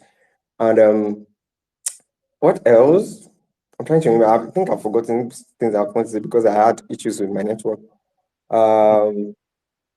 Yeah, I think that's that's fine. I didn't like the way domestic violence was portrayed, and I didn't like the characterizations. Yeah. All right. Okay. Thanks. Nollywood Must Change. We're just going through these now. A lot of people wanting. Michael said it would have made more sense if Elijah died. The film deserved a really good tragedy. Elijah's death would have been perfect poetry. Okay. All right. Pearl, do you want to tell us some of the things that you didn't like about Kill Boro before do our versions, and then we hit into the pushback. I have a few. Okay, so let me also join the people who wished Elijah dead. I did as well in my review and explained.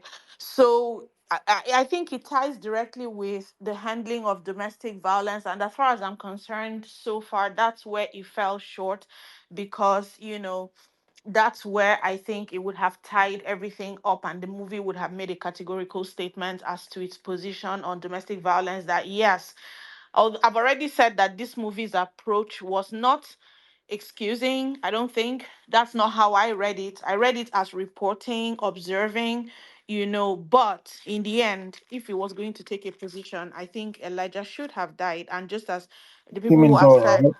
You mean Boro? no, I'm saying Elijah, No? the boy. Okay. Yes, Okay. Not like Elijah. the boy. Isn't the boy Elijah? Yeah. It's just because you're talking about for the DV to pay He's off. saying his father That's should what have killed him or somebody should have killed him. That's what he's saying. I'm saying the boy was already shot. I'm saying that the movie should have taken that bold step and let him die. And then the family now has that long road of recovering and recognizing because so far in the character, the mom is still up in her head. She does if that man starts beating her again tomorrow, she'll just take it as okay, it has resumed. The man has also not learned anything. Like nothing has changed really. So this family is just going to kumbaya now. It's all good for as long as the 7.2 million lasts, right? Now he has stopped beating her. So that's what I'm saying, that the boy should have died. That's the only way you shake them out of their apathy because so far the characters don't really change. So I agree with that. Then for the pace and all of that, yes, the plot events did not bother me, but the scenes, every scene in this movie pretty much was like Nigerians saying goodbye. You know how we don't know how to say bye bye, right? Like on the phone, we say, "Hey, I'll talk to you." Hey, yeah, okay, bye bye. Yeah, that's how every scene ended like three times. Like there was the first ending that was the real ending, and then the scene just did not every no the scenes just didn't know how to end. It was so frustrating. Like of course I can't forward, but I if I could I would have. And then the last okay, I also had something to say with the acting of the child characters, but it's not their performance, but instead it's the way the writing affected their performance. The writing was too mature for them. So their scenes were stressful. Like they look good, I can see their potential, but when they open their mouth and all these big words and architectural statements are falling out of their mouth, I'm like, why are you people writing adult? So that really bothered me, and it affected their performances, but the kids themselves were great. And then I think my final thing is the last 20 minutes of the movie. Ooh, the plot just was all over the place with that. It wasn't very logical. First of all, when I know that they really wanted to have that action sequence at the end, and then they kind of orchestrated things in a way that, just it felt contrived. When the kid showed up with the money, first of all, they spent a lot of time in the same, it was almost like, it was like Bossman Atemi, it was like he was talking in slow motion. So Jaguar don't already kill him, be that. He don't already die. I'm like, where's the urgency? So it was like everything was just in slow motion. Meanwhile, you guys are standing here. The money is standing here in front of you. Why is somebody not until the boy grabbed the box and took off, right? And then next thing, they're not saying let's get the money to Jaguar. Instead, they are saying, let's fly the black flag or whatever and call to war. Why? Because as far as they know, what Jaguar wants is his money. They don't know that Jaguar is not after the money. So there was really no need for them to a call to banners and all the things. So just the last 20 minutes, I did really enjoy the tension in the standoff when can you recall when Elijah walked onto that scene in the face off with Jaguar and the father Boro? It was powerful. Like I was so stressed out because I could see the way everything he was hard until the son stepped onto that scene and then he just lost his composure. That was really powerful. But other than that standoff, the rest of that whole 20 minutes till the end of the movie was really annoying. And then the way they manipulated that ending, sort of like that sleight of hand. Did he die? Did he not die? It just annoyed me, and especially because I wanted him to die. So I wasn't pleased to see him on that hospital bed. Like, why are you not dead? So yeah, those are the things I didn't like. Okay, all right. Thanks, Pearl. Mrs. C, do you want to give us your dislikes? Sure. First thing was Gregory's performance. That is the worst performance I've ever seen him give. Sometimes he was giving God. It was, yeah, I don't know what they were doing with that. That was a very odd choice. I'm not gonna say anything about Enidima. I'll take this. This is fine. I'll take it. This film, again, I'm echoing what others have said. It felt long, but then it didn't use the runtime judiciously. It feels like they ran out of time at the end.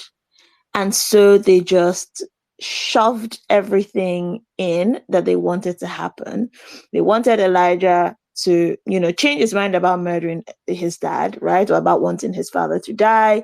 They wanted him and his father to have a moment. They wanted the community to come together, to stand up against Jaguar.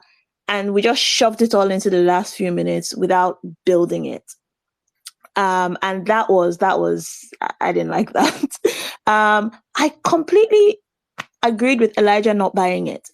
And the film didn't sell this new leaf to me. All I got from this film was, this is just part of the cycle of abuse, right? This is the good times in the abuse cycle. I don't know what this film thought it did to show that this time it was for realsies. I'm no longer a domestic abuser. I have changed. This is not just part of the cycle, the good part where I'm nice. I don't know. Yeah, so I was completely on Elijah's side when he didn't buy it, right? I don't understand how this redemption arc was working. I don't know. There was this version of Boro that the whole community seemed to, be throwing back to, right? Boro was not like this, so the father I married was not like this, so Boro was, but we never see that Boro, right? We never see that old Boro. We never spend any time with old Boro. So I don't get the sense of, we're going back to old Boro. So his redemption arc doesn't work. I don't understand the community gathering together to stand up to Jaguar on behalf of Boro. Because again, while people did seem sympathetic to the old Boro on his hard times, people also didn't seem to regard current Boro. He didn't seem like a figure that people currently liked enough to risk life and limb to rally and stand up against Jaguar for. Elijah's change of heart towards his father was very much unearned, very, very much so, to the point of taking a bullet for him. That didn't work. So yeah, and I'm just with everyone on, you really should have just killed Boro. Like, do what you said on the tin, kill Boro. I'm not team kill Elijah. Leave Elijah alone. He's an enterprising young man. Kill Boro. I thought we were going to go, I thought the route that was going to happen was, they're trying to redeem Boro, right? But it's going to be too late, right? Jaguar's going to kill Boro. So even though it's not the contract he takes out, Elijah takes out on him, that kills him, it would be Elijah's actions that still lead to his death in some way, which will have some sort of impact on Elijah and his mother, whatever. But it's, he's now done this thing, right? Indirectly, everyone's been telling him, hey, when you take a life, it changes you. And I thought that's where we were going to go. And that was the, in quote, tragedy they were going to do was, he, turned his life around, but it was too late. It was too little too late. It was not enough. But I feel like the film took a stance of, hey, you probably shouldn't murder your dad.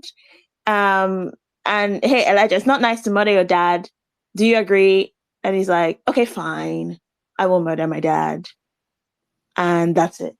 So yeah, the ending was very unsatisfying. Okay, all right.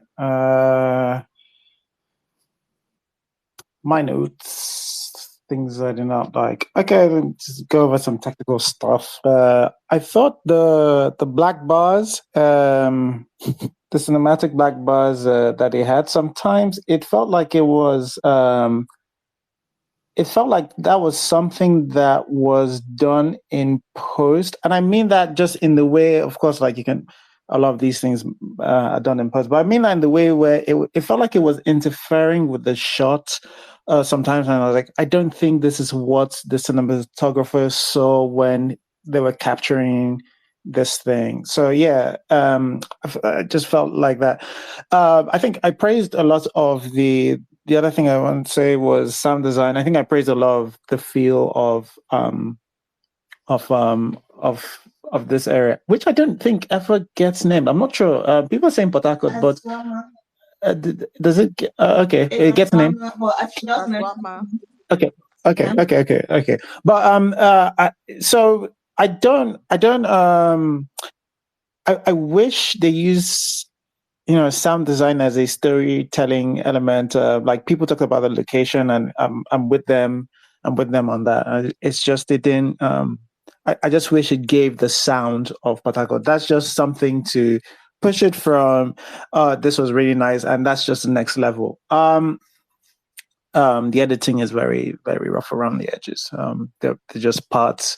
They're just like little milliseconds of film that are just missing in the middle of this. Just from time to time, you're just watching and just a bit has gone by and like, oh, what just happened there?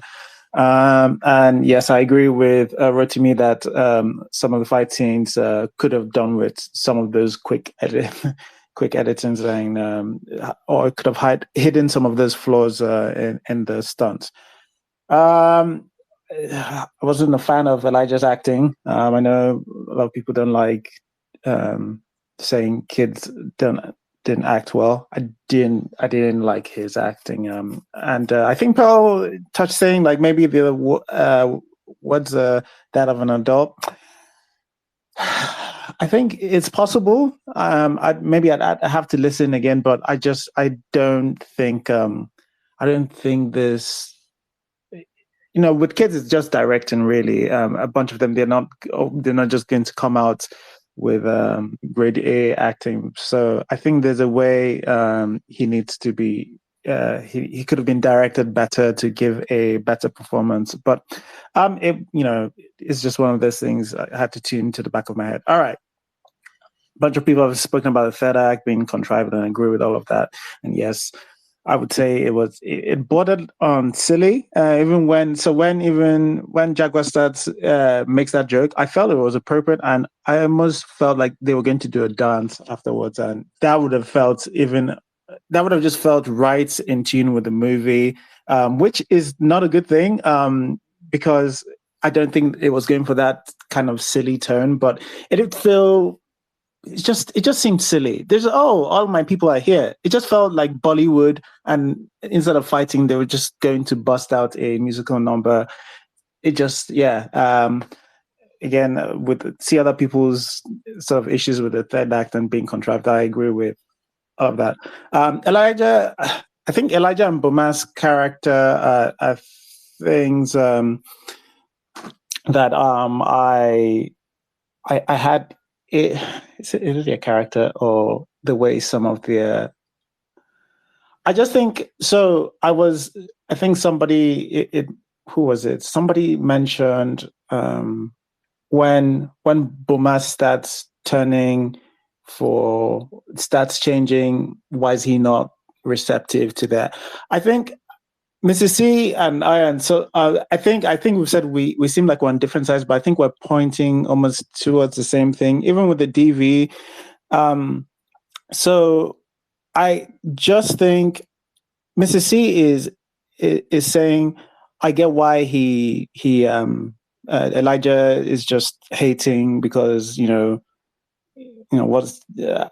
Just because he's cooked Indomie or just because he's done this small thing, this little act of kindness, what's to say that he doesn't return? The thing is that the film doesn't show that this is a cycle, and I know it's a cycle of abuse that is common, but I think I need the film to tell me that he has done something like that before, and that's something that we need to look out for. I can't come into. It does say that though.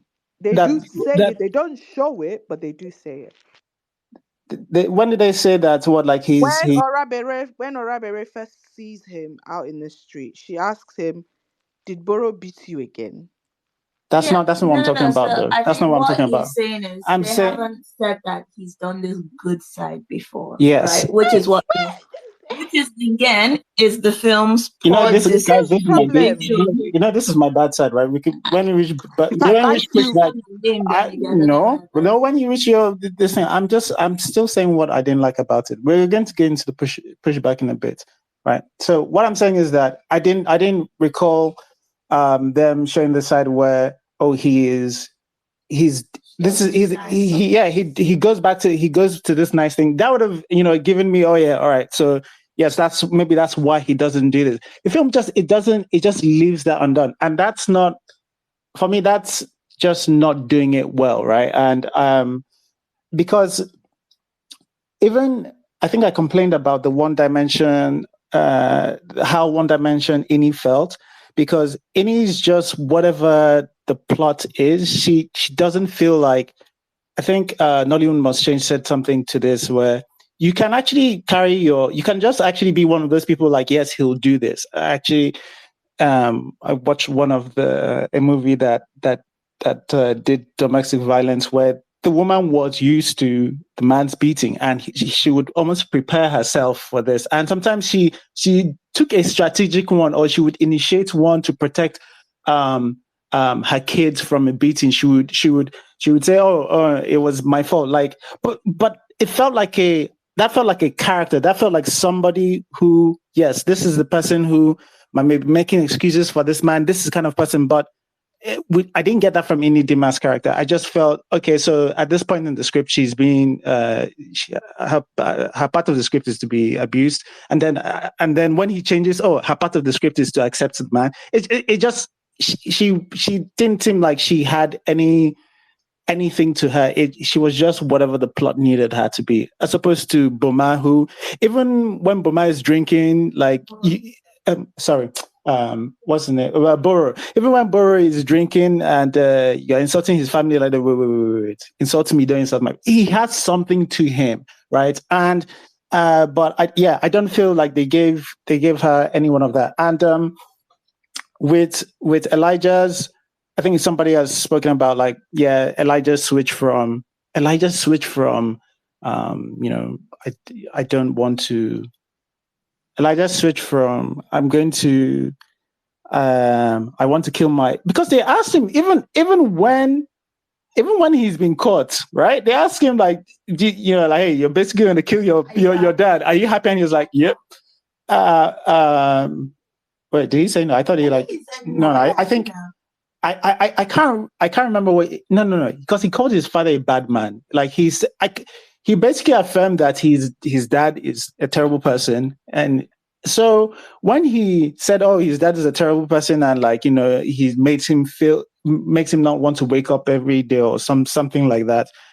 When he goes on to the ship, I'm like, at what point, my G? At what point? So it's not like all of these things, all of these story beats the movie took, it couldn't do.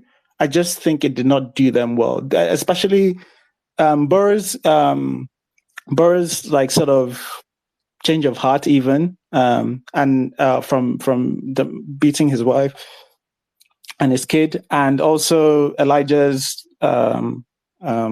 change of heart to wanting to take a bullet for his dad. I think both of those could have been done better. All right, okay, so let's get to the pushback. If you do have pushback, this is your time. I do want to say, I think, again, this might just be a different part of the same animal that we're talking about. I think I've heard some people say humanizing an abuser, and I don't quite like say. I agree, like, it's not done well. There's something that just feels uncomfortable about the way the domestic violence is displayed. So, what film was I saying where that it's just this how you can build the world to say that this world is a horrible world for women, and that can be the commentary you're saying. Like, so some people mentioned, like, when they're healing, when the guy is fixing his Elijah's arm, they're saying, tough times, great tough men. And yeah, it could be one of those words where, look, everything is reinforcing, a harmful sort of world, but like it, it didn't feel like it was doing that. It felt like it just felt messy, a messy way of doing this. Like I think there's a way where you can make the commentary that this is a world where, like, it's not just enough that there's domestic violence, is that people are just outright but excusing it and sort of supporting it. So I don't think that was particularly done well. Opening scene being yanked, I think something that opening scene does is it's sort of establish how ruthless Jaguar is, and he's somebody we're supposed to fear for him not paying up his money. So I think that's why that's there, and you can't. I think if you yank that, we do miss that. Somebody mentioned Busman's treatment of Inidima's character. Sorry, Busman's treatment. He was saying, "Oh, why are you beating your woman when you're a bad guy?" That's not uncommon. In fact, some strong misogynist people can have it as part of their code that we don't touch women. So it's not. Yeah, you can do bad things, and that's a line you don't cross. That's actually very common, to be honest. And then I think somebody said something about, I think this was Nollywood was changed, that didn't find anyone interesting. And this is not really even a pushback. It's just that I also didn't care about, I don't think I cared about anyone, but I found the plot interesting enough. And I think you can generally be that kind of movie where you don't want to root for any of the characters. You just want to enjoy what you're watching. Okay. All right. I see Pearl's hand is up.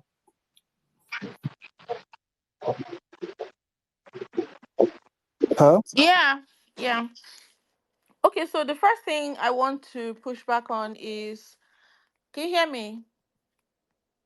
Yeah. Yes.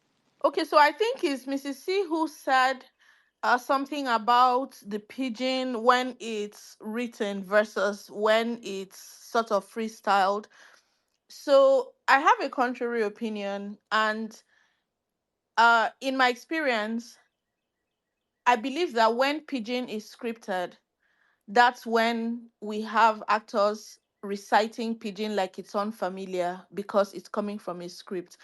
And instead, when it's the dialogue is just written, but then the direction is this dialogue is spoken in pidgin, the actors know how to speak the pidgin. So for me, as far as getting this pidgin in this movie so right, it's a matter of casting the right people who speak this Pitakwa pidgin.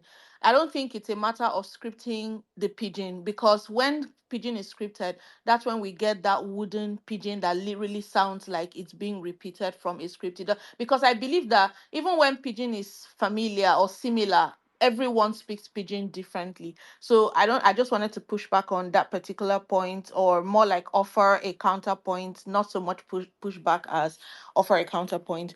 And then as far as the handling of domestic violence, this one is a hard one, because I think it might be how you decide to approach this movie. The way I took this movie in, the way I observed this movie and decided that I think this is what they're going for, and I said as much, is I feel like this movie is not so much making a taking position, which I had said that I wish they had done in the end. But throughout the narration, right? Throughout the plot events, I feel like this movie is simply saying, this is how it is, for good or for bad. This is how it functions. People make excuses. People people are beaten every day, and then they have one good day and they celebrate that day and they're happy about it, and the next day is back to ground zero, and it becomes their normal and it becomes familiar. Society makes excuses. Society sometimes looks at and also this is kind of like a rural-ish community. Their mindset, I suspect, is different from the way we are thinking in all the enlightened spaces where we are. So I'm having trouble seeing this movie through a very like elite or whatever lens. I know that lens. I have access to it. I can choose to see the movie through that lens and say, "Oh, this is handled very badly." But I'm seeing this movie through the reality of that particular demographic. A community like that, what does DV look like to them? Is it commonplace? I remember when I grew up around where I grew up, you hear pounding in the house. You know this man is pounding his wife.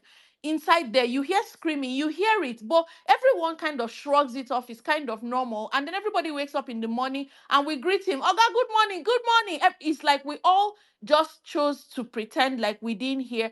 And I don't think any of it is active. This is a very different world from the world that we are holding this space from, and we are, I don't know. So I don't think that this movie is so much trying to.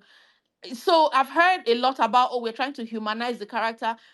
I take it more like this movie just personified the character, like whether for good or for bad, like him or not, this is a human being. And so in the end, I didn't read the end as any kind of redemption arc. I just read it as it's another day in the story. So that portion, how it ended, it wasn't handled well. I think there should have been some kind of, if there was going to be a proper resolution, something should have happened. And that's why I suggested let the boy die. Some people say let the man die. Whichever it is, something big should have happened to change the status quo. But as it is, this just basically reported. So in the end, I think the big question I would ask is, okay, so what was the point?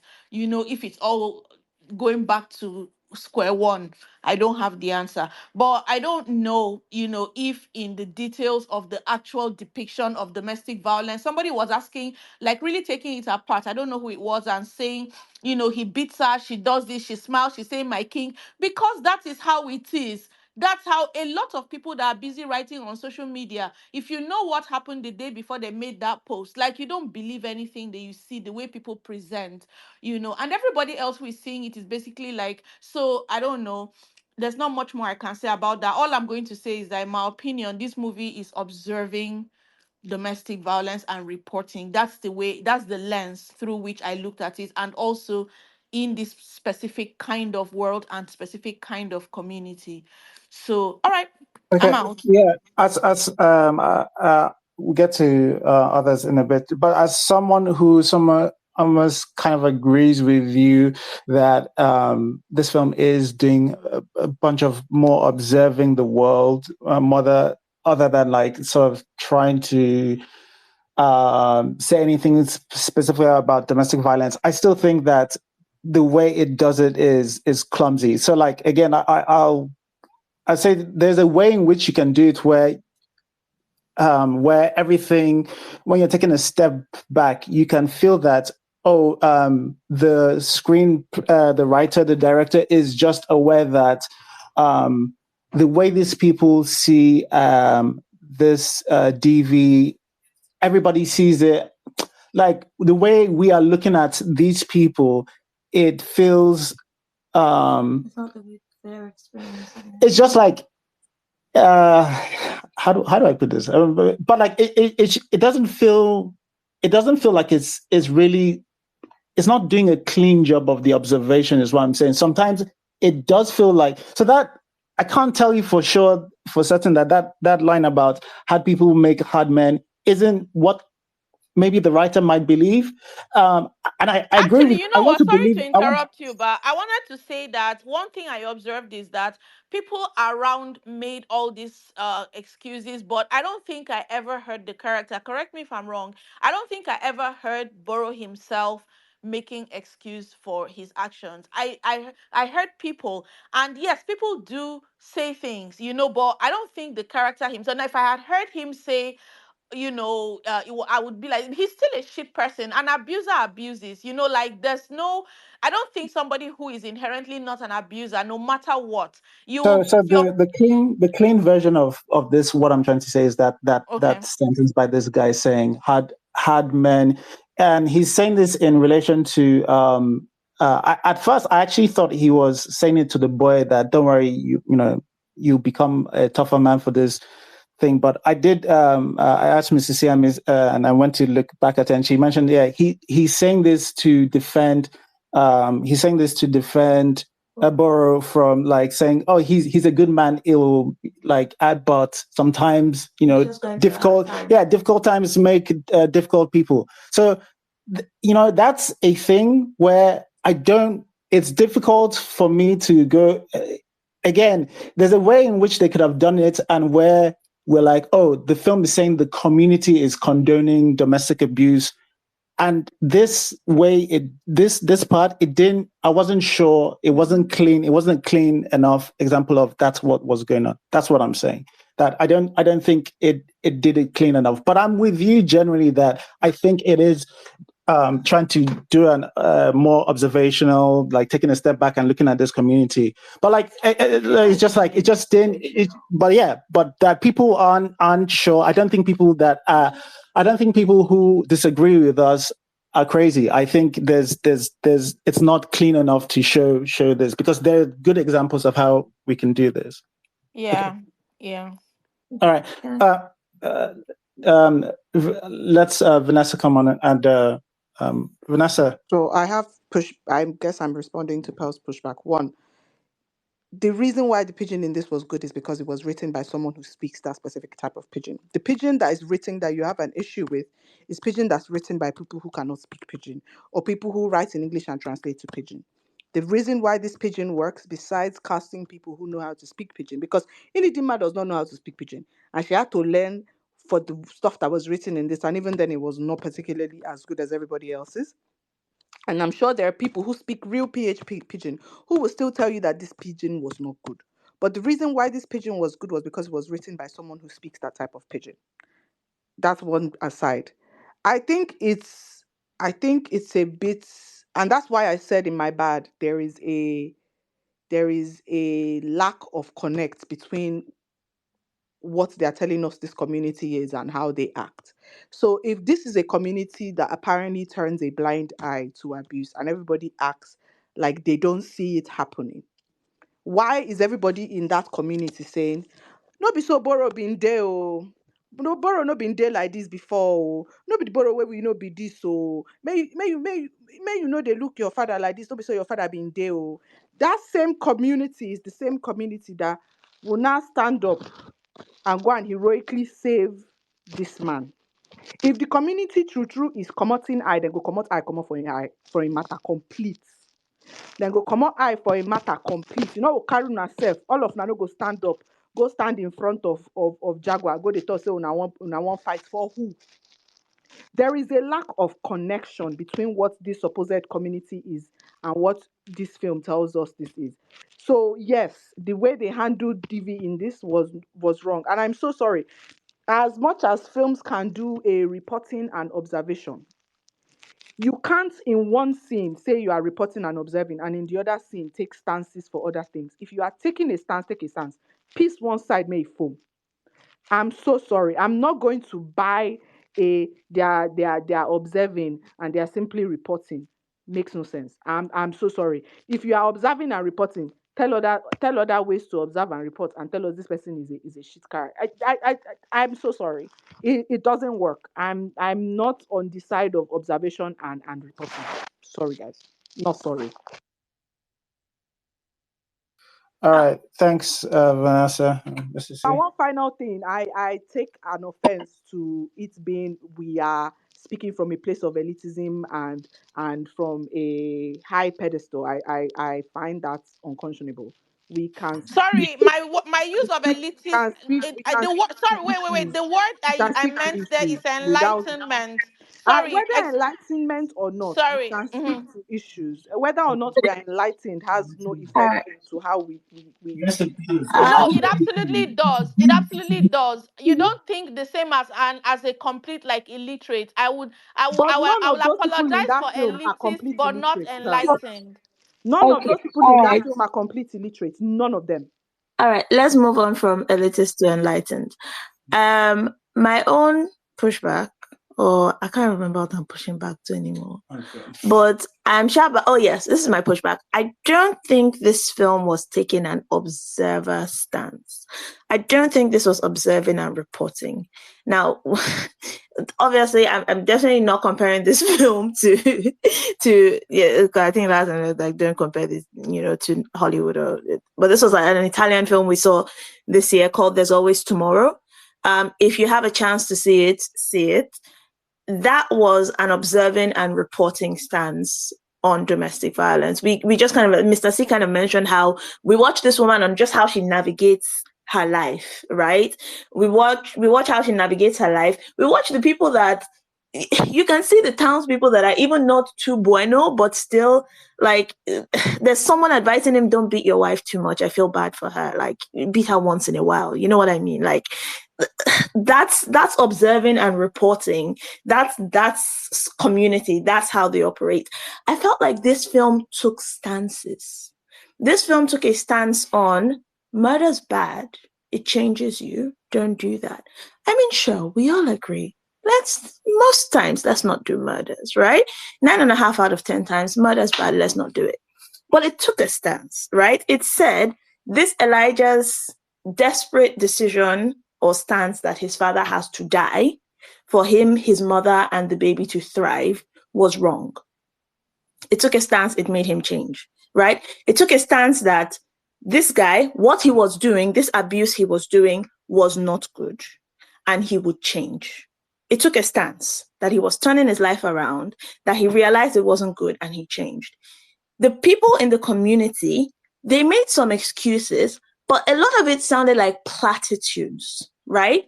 None of them, it all seemed like they were on this poor boy and his mother's side on what Boro is doing to them is not good, right? It felt like platitudes. Atema is coming to speak to him. This thing you are doing is not good, right? People are like, this thing you are doing is not good. People are going back to the good old days. So again, it didn't feel like watching and reporting. It felt like it was saying DV is not good. But it felt like, someone can change, right? And again, I felt like if it was giving me this more watching and reporting vibe, I thought a few things could have helped one or two things, just in terms of showing the cycle of abuse. Like Mr. C said, it was clumsy, right? They were clumsy in how they showed abuse and the cycle of it. Because again, if you're reporting, give us a bit more, right? The people kept saying he wasn't like this before. But when they say before, it's given before Elijah's birth, right? This is before you were born. Because all we get is all that Elijah knows is this horrible, awful man that terrifies him and terrorizes him and his mother every day. Even a slight change of, he's not always like this. Mm-hmm. That takes us from, he's just been shitty, and now he's good, to even if it ends with them going kumbaya, it gives us this sense that the film knows that this kumbaya may not last. Mm. This kumbaya is potentially part of the cycle of abuse. It still leaves you with that bit of trepidation at the end for what Elijah's fate is, what his mother's fate is. I could live with that, right? If you are just reporting, watching and reporting, not taking a stance, that if we just make a few changes, if enough people try to speak to this abuser, they will get through to him and he could change, and don't murder him and we could all live happily ever after. All right. Okay. Thanks, Mrs. C. I think Otas was next. Otas? Okay. Otas. Mr. C, remember me now. Sorry. I don't see any emoji in your thing. Elon is doing the thing where it doesn't show any emoji on your thing. So. Oh, okay. All right. Sorry, Otas. And since you didn't speak, I've stolen your slots. So my own pushback will start with, I think I wrote it down. So first, pushback to Terrence. The Ateme being a bad person and not being able to, that's not true, because that's why your characters should be multifaceted. He's a bad guy. We didn't even see him do bad guys things, did we? But we've just known that this is supposed bad guy, he has gang, blah, blah, blah. But he too knows the importance of relationship, because this film already established complex relationship between himself, even though it was on unfolded as the film goes on. So it's how those people is how we humanize villains in films, right? They could be shitty, great dad. I mean, you watch Godfather. So the next one too is so that thing where you were feeling sorry for Boro and you were not, and you would come be like Elijah not to. The thing is, that's why sometimes I like writing, in the sense that the audience can see Boro trying to change, but Elijah is the one who is the child who has had to live with the abuse. So when he sees this guy turn on a switch, whereas remember that he heard him asking his mom to take out the baby, and then the next minute is giving him money, not if scowling himself or squeeze face to give him money to go and buy green beans and carrots, and then he's cooking noodles. Of course, this guy would be mad. Remember, this man broke his hand. So any gesture he was doing there without, and remember that there was no genuine contrition, act of contrition from Boro. There was no grand act apology or even apologizing to his son for hurting him. And so it would seem as though the very sight of Boro should just be fueling Elijah to go and kill this man. So yeah, it makes sense. The audience are seeing something else, because apparently, whatever, even though not properly done, we're supposed to be some form of redemption arc for Boro, which the son is not seen at all, because the son is only exposed to that part. And then because everybody keep telling he's a different man, it will be vexing him now, because actions speak louder than words. Then my pushback to Amadine, is that your name? That's what I saw. So when I was talking about the kid saying Amadine's storm, is that it? When I said that the children use I've forgotten her name, but the little girl, Blessing's character, was asking him, why are you working this hard? And he said his life is hard. That's not what you would write for, like I said, a 10 to 13 years old. Because you just and ask pick a 10 to 13 years old or even 14 years old, put them together and say, you are working hard, you've started raising money for your family in hard times, and your friend asks you why you hard, what will you say? That kid will not tell you life is hard, will not philosophize it. That kid will say, we are we don't have money and I'm trying to raise money for it, because he's even trying to lie, right? He's trying to be defensive. He does not want to say the real reason he was working so hard was to stake out his dad, because he was not trying to say that. You won't give that character a lofty, even if it was going to be lofty, the dialogue, it just won't sound like it was written by a 20 or 30 years old or a 40 years old person. That kid will not sound that way. I don't know why he was philosophizing that hard. So that's what I mean. I'm not saying that it's not the right thing to say. I'm saying for that age, it should be dialogue should be fit for character. That's it. Then about that old DV, what I would say about this DV thing, is not about the reporting. Like, I'll give you an example. There was this old Nollywood film with Emeka Ike and Genevieve, where he was a teacher and he beat her so hard and then it hurt her high, and then nobody was going to marry her. And then the community came together and said, oh yeah, come and marry her now since you've defected her. It would, if you were watching it, you'll be first be annoyed. But the great character development in there was how Emeka Ike, again, it's for the times. We would understand if you're watching that, like, this happened in a community. It's a long time ago. It's a village community. This is how they would have solved this matter. But one thing is that a community that will turn a blind eye to an abusive person will continue to turn a blind eye. They will not go and save him. But if a community should come together and say, no, no, no, you're beating us, we will beat you. There are also communities who come together and beat a man for plummeting his wife, or take him to the village chief. Take him, because in that, I remember in that film, they took him to the village chief. That was it. It was not even being mean to her at home again. Then they gathered together that they were going to beat him. His own family gathered together that if he continues to do like that, they will plummet him. And I think, again, if we are to talk about observation, it's as though you're saying that poor people are incapable of understanding moral justice. And I think it's a disservice to poor people, or to even people from around that side. What I would just say again is that films that observe, films that hardly observe, even films that are observing, there is a message. Every single film, whatever it is, once you put it, there is a message you're passing. once it's a medium, you know what you're trying, you know the story you're trying to pass, whether it's a PSA, whether it's a show, there is something you're trying to pass. You're saying, this is what I'm trying to pass, even if you're trying to observe, like, this is what I'm trying to show you. So all films do that. And I think that a bigger service, or we would not even be having this conversation if Boro's character went out of, apart from cooking Indomie, we see him actually try to retrace, seeing the, like I mentioned, that name, I keep forgetting that film. I can't remember. It's been a long time. But it was, like, there were steps when you're ready to change. It goes beyond just carrying cooking noodles and I'm trying to change. I'll sell that wristwatch now. It has to be intentional and not just because he kept scowling at Elijah. No offense, if I was the guy, to my goal will remain Kill Boro, man. Okay. All right. Thanks, Elizabeth. Elizabeth says Kill Boro. I don't know if Otas is back. Yeah. Okay. All right. But no, I think Elizabeth and Vanessa have covered the pushback. Even reiterating it seems a little like bullying.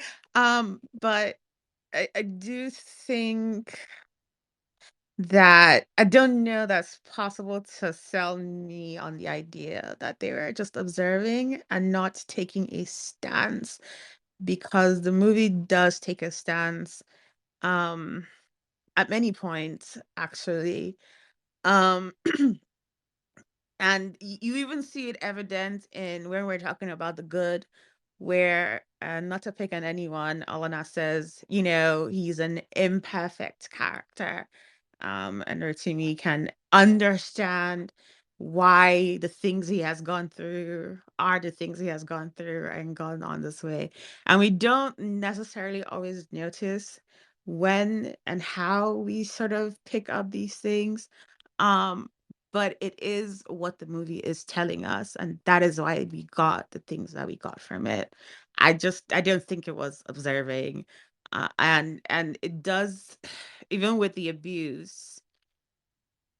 He's apparently abusive because now he's poor.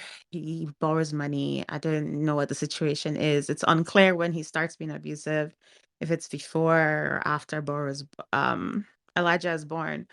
But even at the dinner table, when he makes the fried rice, and Elijah is understandably upset about this sudden switch, and he's able to provoke him, and he's like, see, there you are. That whole thing just gets like ignored in the last few minutes. He's clearly like, what, I didn't even still see the change. Like, he's just not being provoked enough yet. He has 7.2 million naira now, and so I guess we just wait till it runs out. Hopefully it never does. Yeah. Okay. So, as somebody who said, you might not be referring to me there, but I did say Burr was an imperfect sort of lead for this. I mean, like, it's just, that's more of a statement of fact. It was Olena, actually. Okay, but as somebody who would defend that he is an imperfect character, definitely. My problem isn't, again, I understand. Like I say, I think the handling of the DV is clumsy, and because it doesn't treat it it doesn't give it the full volume it should do. Like Mrs. C did I agree with 100% of what she said with that sort of how the movie takes it, where there's no real thought to the nuances of how a domestic of how that DV really played out. Has it really been going on since Elijah was born? Has it just been like that nonstop? Has he not had good moments? Like, all of those things were unclear. But in terms of when we say it's well, again, when I say I'm on like Pearl's side of, I do understand that its reporting side is the people in that community are much the way they're much they I think the writers know that the people in that community are just much more forgiving of, or like accepting of DV than most of us would be. So that's it's acknowledging it to some degree. I just think it's not handled pretty well, because once you start putting dialogue in the mouth of people, it sort of has to mean something. And generally when they were doing it, it was, yeah, he's changed. He's a bad bloke. The one part that I can remember anyway, I think it does do this in different parts, is again when he says something along the line of hard times make hard men. It's like that does sound But exactly. but here's the thing, right? The community not necessarily getting involved with domestic violence is one thing, or even defending him is another thing. Going into gun battle for him is a completely different thing entirely. Okay, that is where it gets a little bit insane. That they like this person so much. These random people on the street, not even just a gang, like the woman who is selling stuff walks into a friggin' Yeah. Okay. gun battle to give a speech. Yeah, I'm with you on that, but that doesn't have anything to do with the DV, right? Or you don't think that has anything to do with his status as a DV? In If fact, they go into a battle But it for so has what to do long, with why are what? they not willing to stand up enough for this person? You can't say that they're Why more. not stand up for the child Oh who yeah, the apparently is friends with I her can, child or can grandchild I comment actually, on the and she actually, has known actually, since he was when a Hilda child? goes on is first, like what she says is Elijah, and And Boro. yes, yeah, but she tacks him on, right? I But beg, like yeah, I I think beg, I beg, I beg, And I I beg, don't I care. beg, I beg, I beg, I What's beg, the I beg, I film? beg, I But beg. what the film is definitely saying that is that I think what the film is saying is that Burr has changed, right? And he's not an abuser anymore.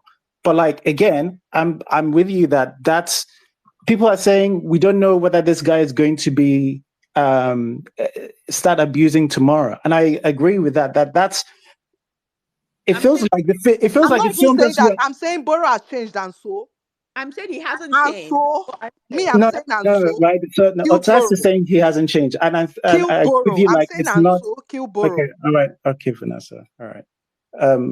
That's the thing, though, right? So Otas, you don't think he's changed?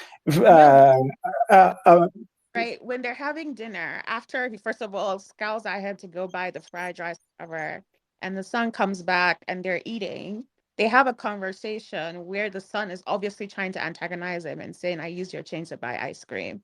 It's a whole thing for like a few minutes. And then he says something to him, and his dad reacts and like is going to get up and go meet him. And then the wife like holds his arm, like, this is not you. Um, and then he sits down and Elijah walks away or whatever. And Elijah is like, see, there you are. That's the real you. That's literally their last real interaction between Elijah and the dad yeah, before yeah. off into battle. Again, I'm with you. If you're saying the DV isn't, we don't know. I'm saying it wasn't well. It wasn't well.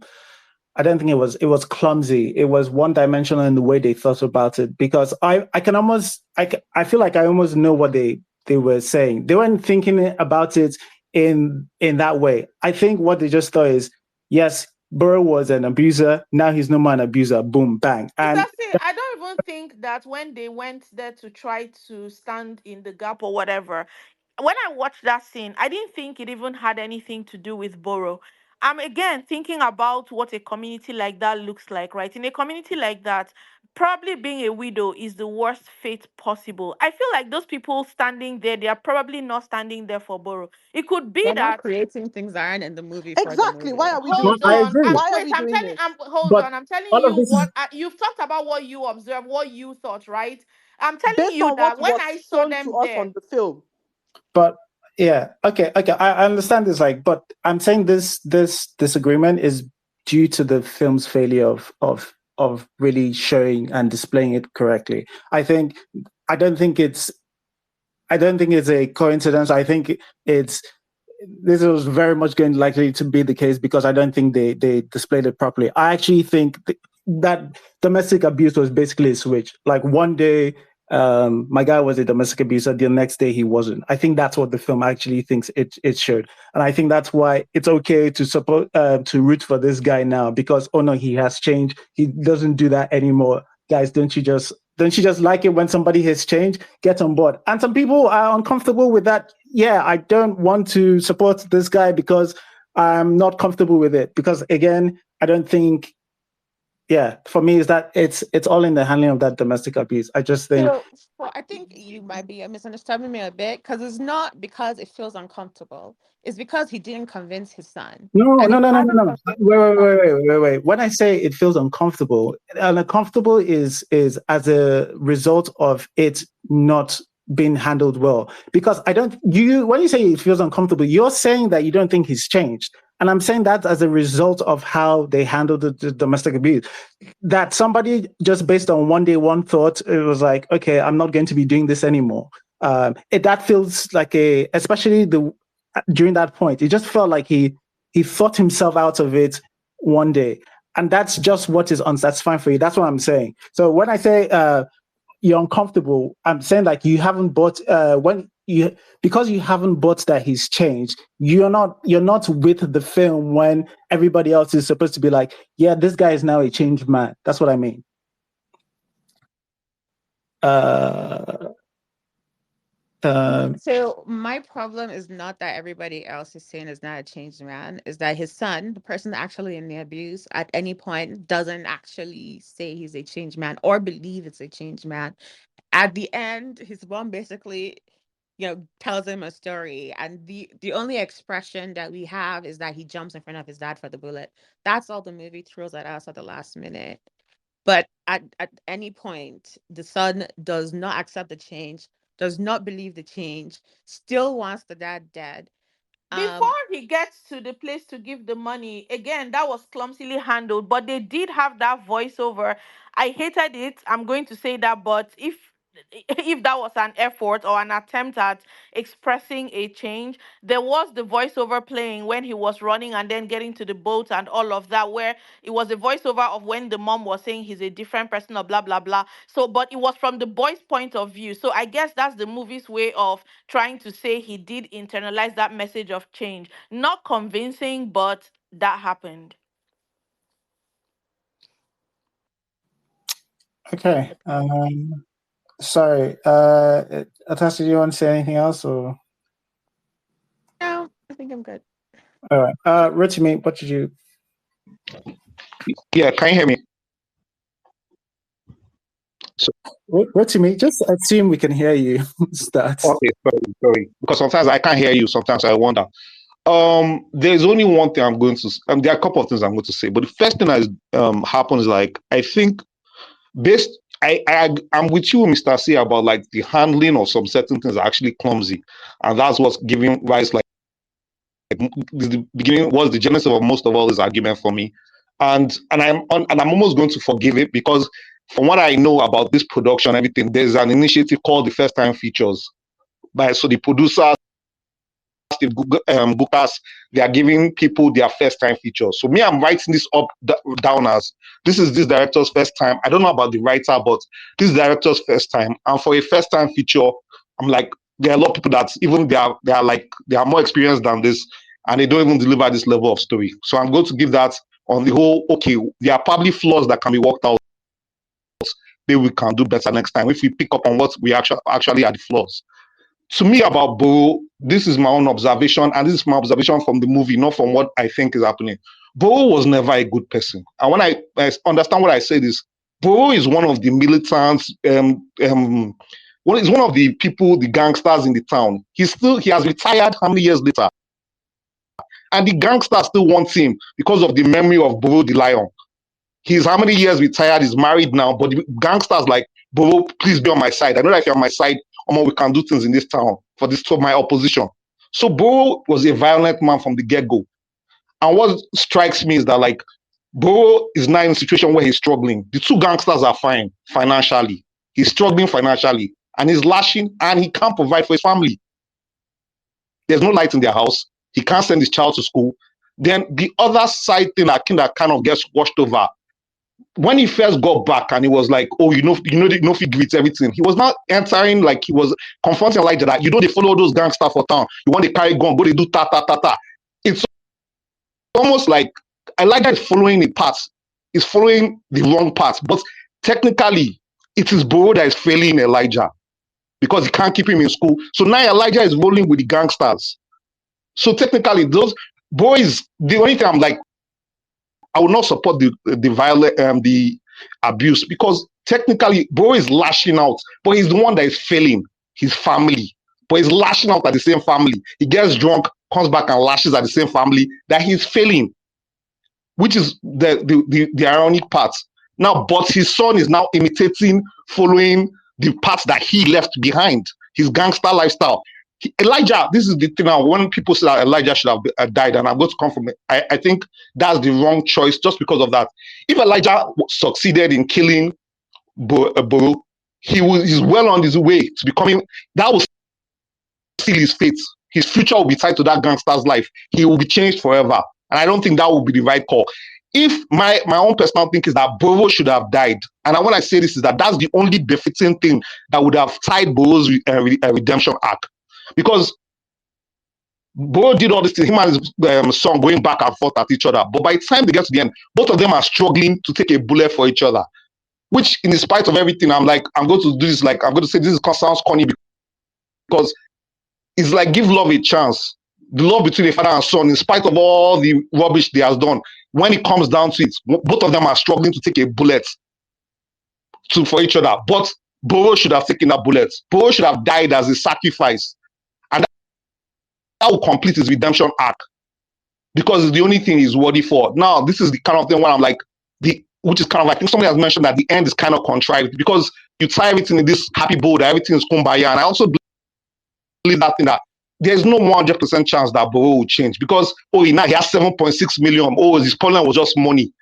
There's no guarantee that now maybe with more money he's going to get more drunk and come back and still beat the people more. I don't know, but that's where they choose to leave the story.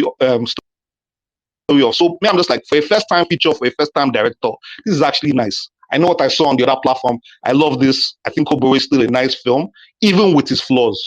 And there are flaws. And that's why I like what Mr. C says, that there are certain things that were not handled. I don't even think I really get to see what is Boro the Lion that everybody wants to hire him for. Even at the end, that third act, it was a perfect chance for Boro the Lion to come back and maybe kill a couple of Jaguars men, then sacrifice himself for his son, then let his son know that somehow I love you, and then in spite of all the things I failed you, I'm sorry and everything. That could have been my own befitting ending, but as a first-time feature for the director, it's not bad, but it's cool. I rest the mic. All right, thanks, Rotimi. Yeah, I mean, I'm with you. I think we got that scene in the bar where Boro sort of shows that my guy is capable of doing things on his own. I aside from like just the stunt work from there, I just wish there was a place that made his powers important, where it really contributed and it wasn't just sort of showing off like what we knew he was capable of. All right, but yeah, I hear you on that particular point. Tass. Yeah. So I think the issue, and this is pushback for Rotimi. The issue is that Rotimi, and also this movie, funny enough, doesn't think domestic violence in that manner changes your life or your outlook forever. In the same way that you seem to think murdering his father would have done. This is a 10-year-old child, and he details at the dinner how he's like thrown chairs at him, tried to break his arm, kicked him. I think he lists like 4 different things once at dinner. That's probably the most specific. They go into the abuse.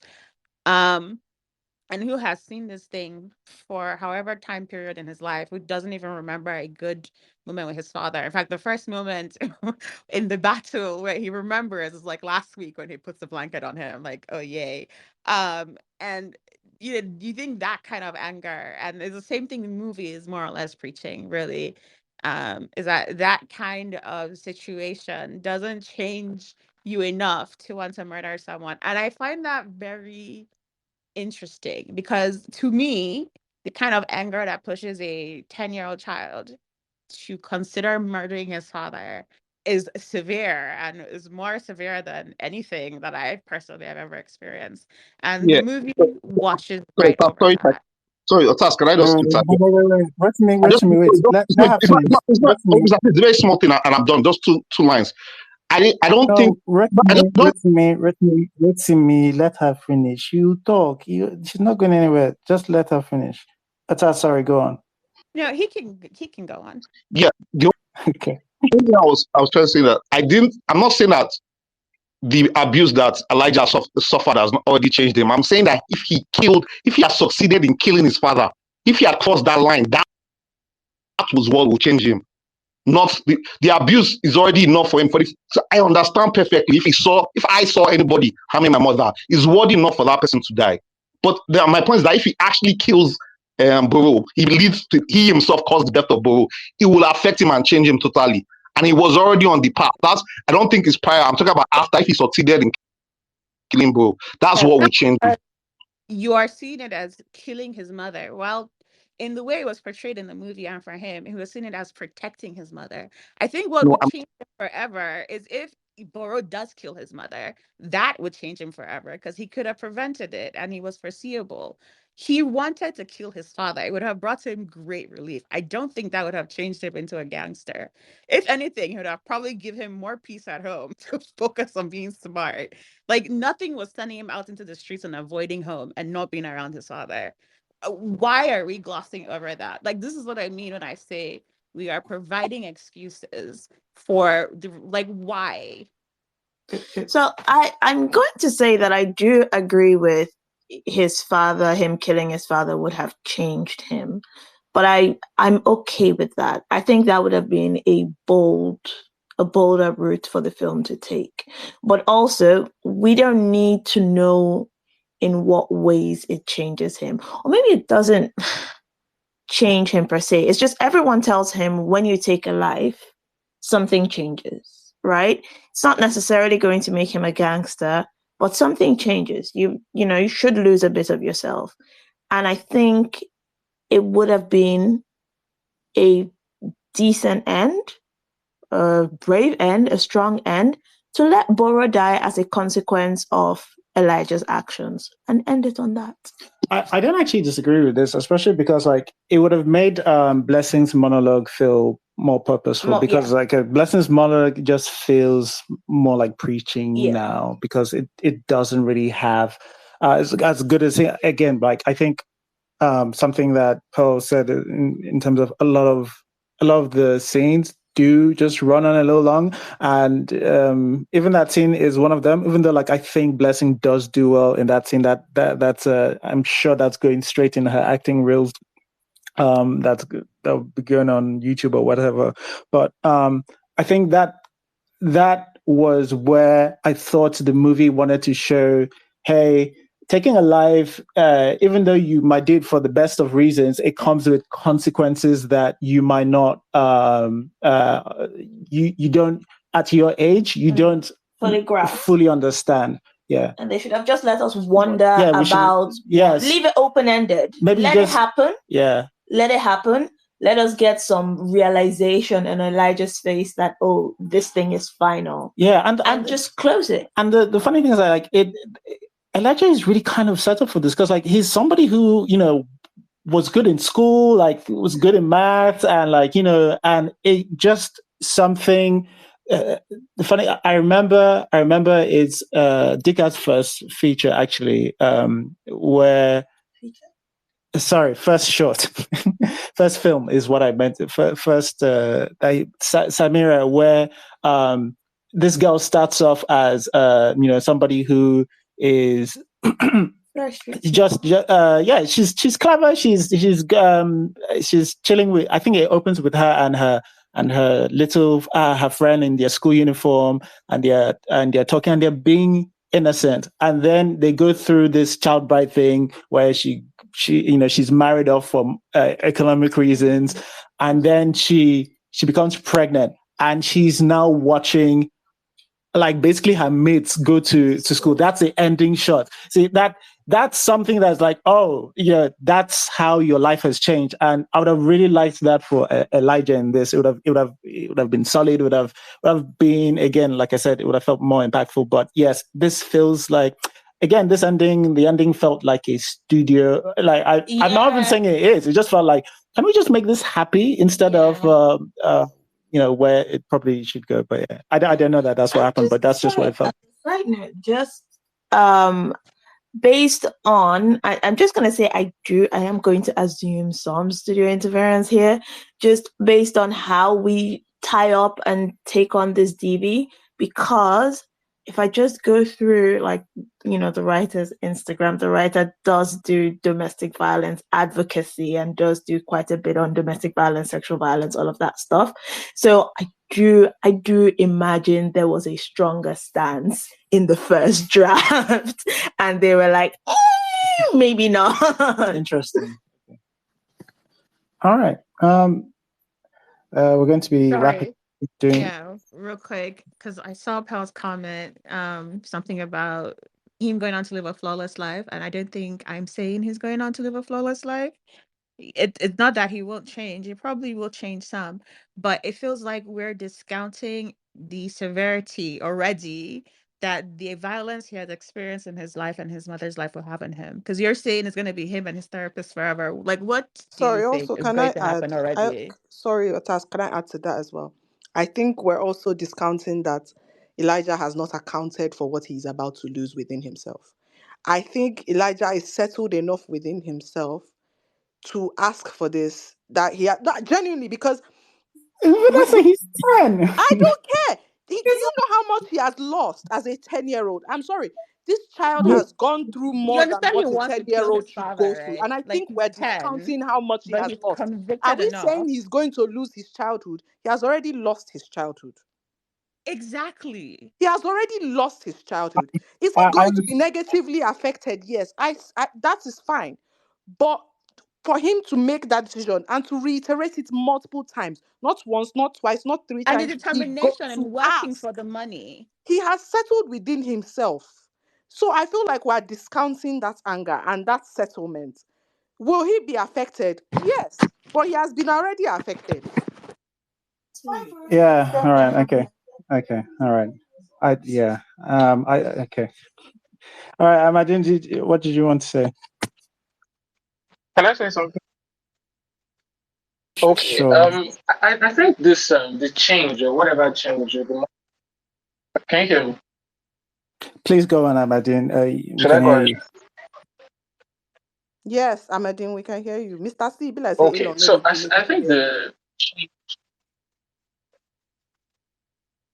I people think hear you. I can hear you. Okay. So I think the change that people are talking about if Elijah went through this is maybe a bit overrated. I think he makes it clear again and again. He's not doing it out of say pure hatred.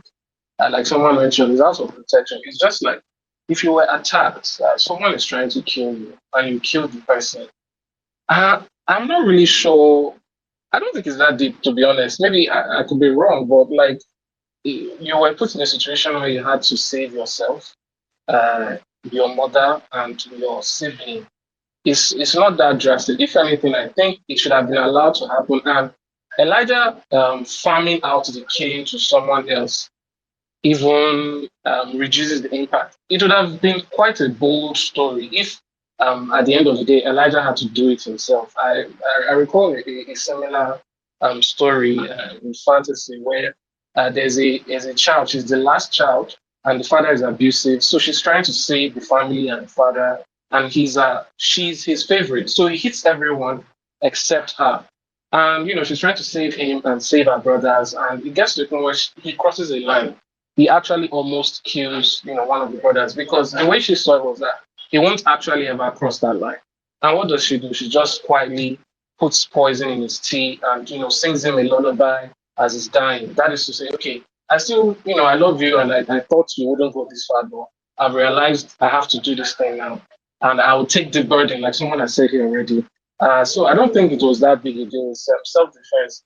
And then for the language, just to go back about Elijah philosophizing and all of that, I think if you spend time with young children who grow in around very old people and very adult things, they tend to talk like them at some point. I'm just saying it's still a little bit if you've met a young thug, I'm not talking about the rapper. I mean like in the Nigerian setting, when you see some young people, perhaps a bus conductor who is like 9 years old, and that actually exists by the way. or some tout. They have very adult ways of talking. Sometimes, whether they know what they're saying or not, but they do talk that way. So I think that's that for me. Then one thing I just wanted to clarify, I think maybe the Hilda character, Mama Fanta, kind of was speaking for the community. And like you pointed out, she says we came here for Elijah, and then reluctantly she says and borrow. So I think maybe there was a little bit consistency there, but I'll just say at the end of the day, it's still maybe a little bit about um, the amount of expertise required to report and observe, as someone indicated here, is very high. Take, for instance, we have a subgenre of fantasy, grim dark, where you have the Song of Ice and Fire, um, Game of Thrones, and all of that. So in these stories and universes, people are very gray. They can be very despicable. They can be very bad, and all of that. But nobody ever thinks that the writer is promoting it, and that's because the level of expertise required to do this, to create a world where there's evil going on, but you are not saying this evil is I'm supporting it or I'm promoting it, is very, very, very, very difficult. So I think maybe I can agree or I can concede to the point that perhaps that was the intention, but I don't think it was very much executed in the way they wanted, because it's very, very, very hard to execute. But I think it might have been that they just felt, sometimes good stuff happens. And then finally, I'll just say that there's this thing writers do sometimes where it's not like the story has ended. It's just that this is where the writer decides to stop writing. And maybe that's what happens here. Because I can fully envision a situation where Boro goes borrowing again, and he starts up his entire abuse and all of that, and then Elijah does end up killing him. So I just choose to believe that's what happens later, because really the way it happens here, I don't think it's my personal ideal situation. I do think Boro should suffer the consequences, and I don't think it's that. Sorry, hi, Imagine.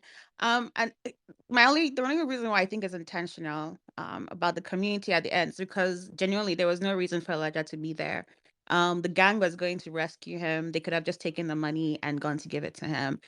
The Elijah even being there in the first place and being taken on the boats to the den does not make any sense. He's a child, and we keep talking about how he's a child, but that's one instance where he's an actual child. Why were they taking him to what was very obviously going to be a violent situation? And it was because they wanted the community to come together at the end for him and Boro without making it pointed that they were going to rescue Boro.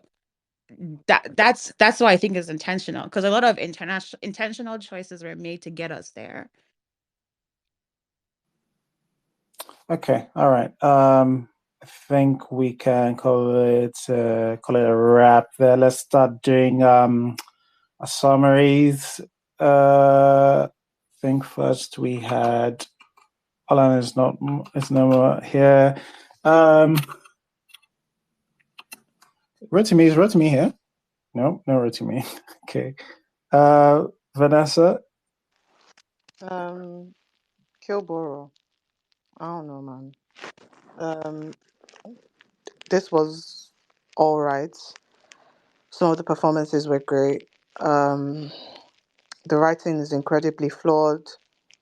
Um, yeah, I don't love this movie. I don't hate it either. Um, I feel cheated. I think the film should have done what it said it was going to do, which was kill Boro. So. All right. Thanks, Vanessa. Elizabeth.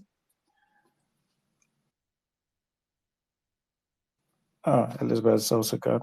Atas. Kill Boro. Would I watch this again? No.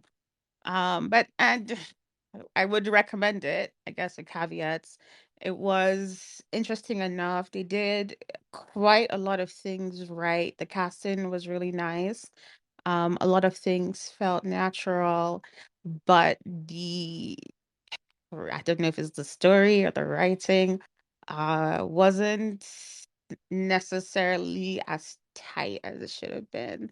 And it unfortunately does come off too much to me as excusing domestic violence. So I'd say a strong pass for me. Okay, thanks, Ataz. Terrence?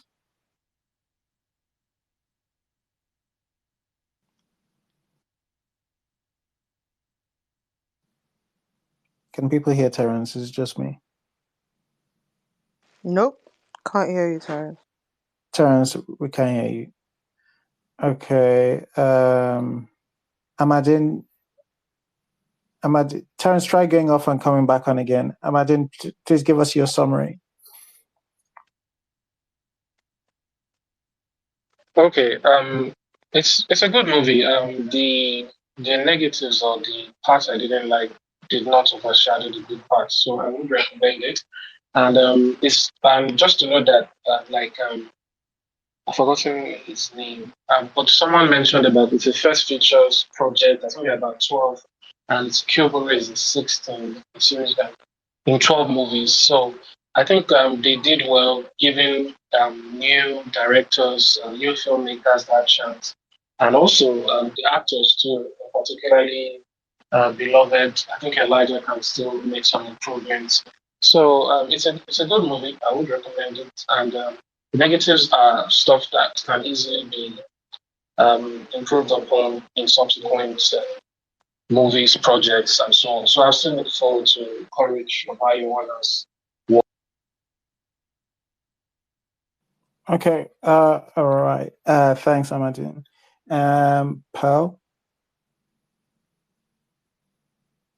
Yeah, okay, so I liked this movie. I would recommend it. I think it's got its flaws. It's not perfect, but it's a lot better than so much of the things we have out there. And I mean Nollywood. So yeah, I don't have any big issues with this movie. Like I said, it could have moved along faster and the writing could have been tighter, but in the end, it was still an enjoyable watch. I would watch it again. I think I would. Um, what else do I want to say? Yeah, the performances were really good. And yeah, somebody has mentioned the first features. Yeah, this is the fourth. I think did we review Cake? I don't know if we did, but um let me see. Love and Life. I think I don't know if we did that. No, we didn't. Whatever. So of all we also didn't do It Blooms in June, but of the four that have been released so far, this is my favorite, followed by Blooms in June. I really liked that one as well. So I think for a first time director, I don't know about the writer as well, if this is their first like major work, but for a first time director, I think this was really well done. It came together quite well, the production and everything. Yeah. So, yeah, it was a good movie. All right. Thanks, Pearl. Precious, do you want to give us your summary? Yes, I would like to. So first of all, I'm from the Niger Delta. I grew up in Port Harcourt. So seeing this movie set in Port Harcourt was really refreshing for me. I'm all for Niger Delta story. I really liked this one. So I don't know if anybody has read Tomorrow Digest today. So it's sort of, you know, the main character in the book, just sort of gave me flashback as well, how he ended up dying. I feel like, yeah, everybody's clamoring for Boro should have been killed and all of that. So yes, I think if not killed, maybe he should have been the one that was shot, basically, and maybe losing a hand or a leg, something like that. Something serious should have happened to him, not the boy. But at the end of the day, I really liked it. And let's not even forget that at the end of the day, it was a ghetto story. It was somewhere in the waterside creeks of the Niger Delta. So at the end of the day, it was a ghetto story. And in a ghetto, there's always one woman everybody fears. And in this case was Hilda. And that's why Hilda had to be there to mention his name. Only her had the boldness to call Iworima, right? So let's not even forget that. But in all, I really liked the story. I liked how Ini called Elijah by his full name. Elijah Boma, something like that. She shall call his full name, and I really liked it. I liked the story. I liked Mama Fanta. I liked everything about it. That's basically it. Thanks, Precious. Nollywood must change. Okay. I kind of like that. Uh, this movie was trying to, mix a drama, a family drama, and an action, both genres together. But I think that was where the problem came from, and I think the writing can still be way better than that. Uh, but it's not a bad movie actually. Like if you rate it from what we've been getting in popular Hollywood, this movie was enjoyable to the end for me. But not like I was really into it. But it's not a bad movie. I'll give it. Okay, you said we should not rate, so I will recommend it. I'll recommend it. Yeah. Okay. Thanks, Nollywood must change, Mrs. C. Yeah, so I mean, despite all the back and forth and everything, this is one of the, I want to say, least offensive things we've seen this year. We've been going through it. I think some things were clumsy. I would still recommend it, and I might need to put those caveats for some people. I might not need those caveats for other people. I I want to say I do want to see what these people do next, but that has backfired on me a lot of times as well. But anywho, yeah, this, I didn't hate it. I wasn't mad at it. It did have a lot of clumsy moments. There were some handlings I didn't appreciate, and I think the end was rushed and unfinished and unsatisfying. But we have a third act problem, so it is what it is. But yeah, I would recommend. Right.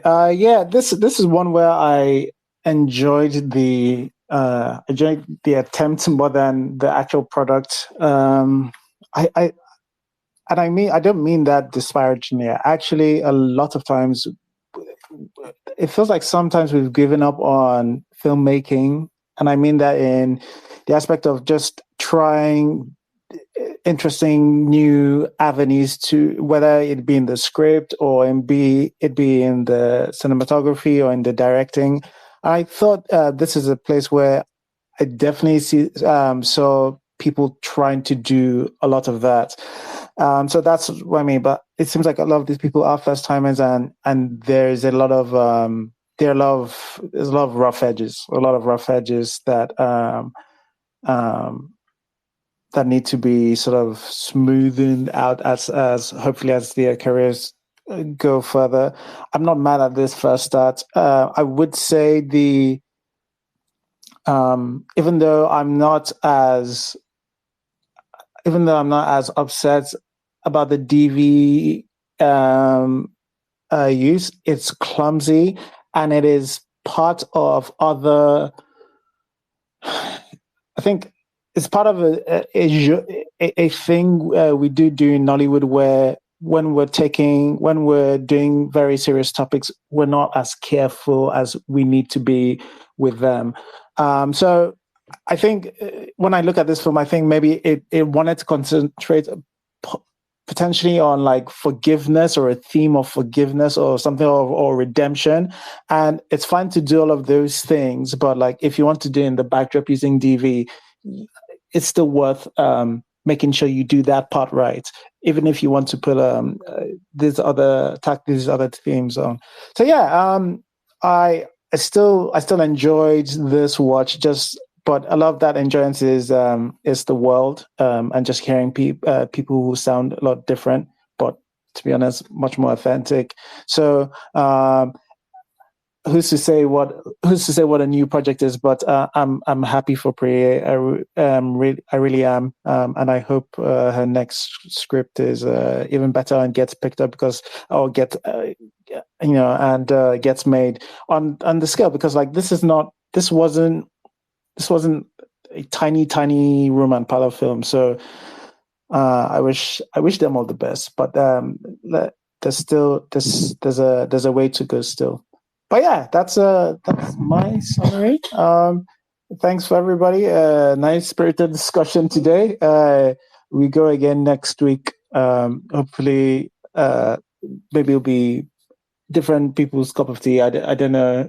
We rarely, except for doing classics, we rarely agree on a particular one thing, one film. But hopefully next week is good for even more people, and look forward to what the NFC score for this one is. But thanks everybody. See you next time. Bye-bye. Bye. Thanks for listening to the episode. If you enjoyed listening and would like to join live, just follow us on Twitter at IrokoCritic and join us every Sunday 6 p.m. West African time on our spaces.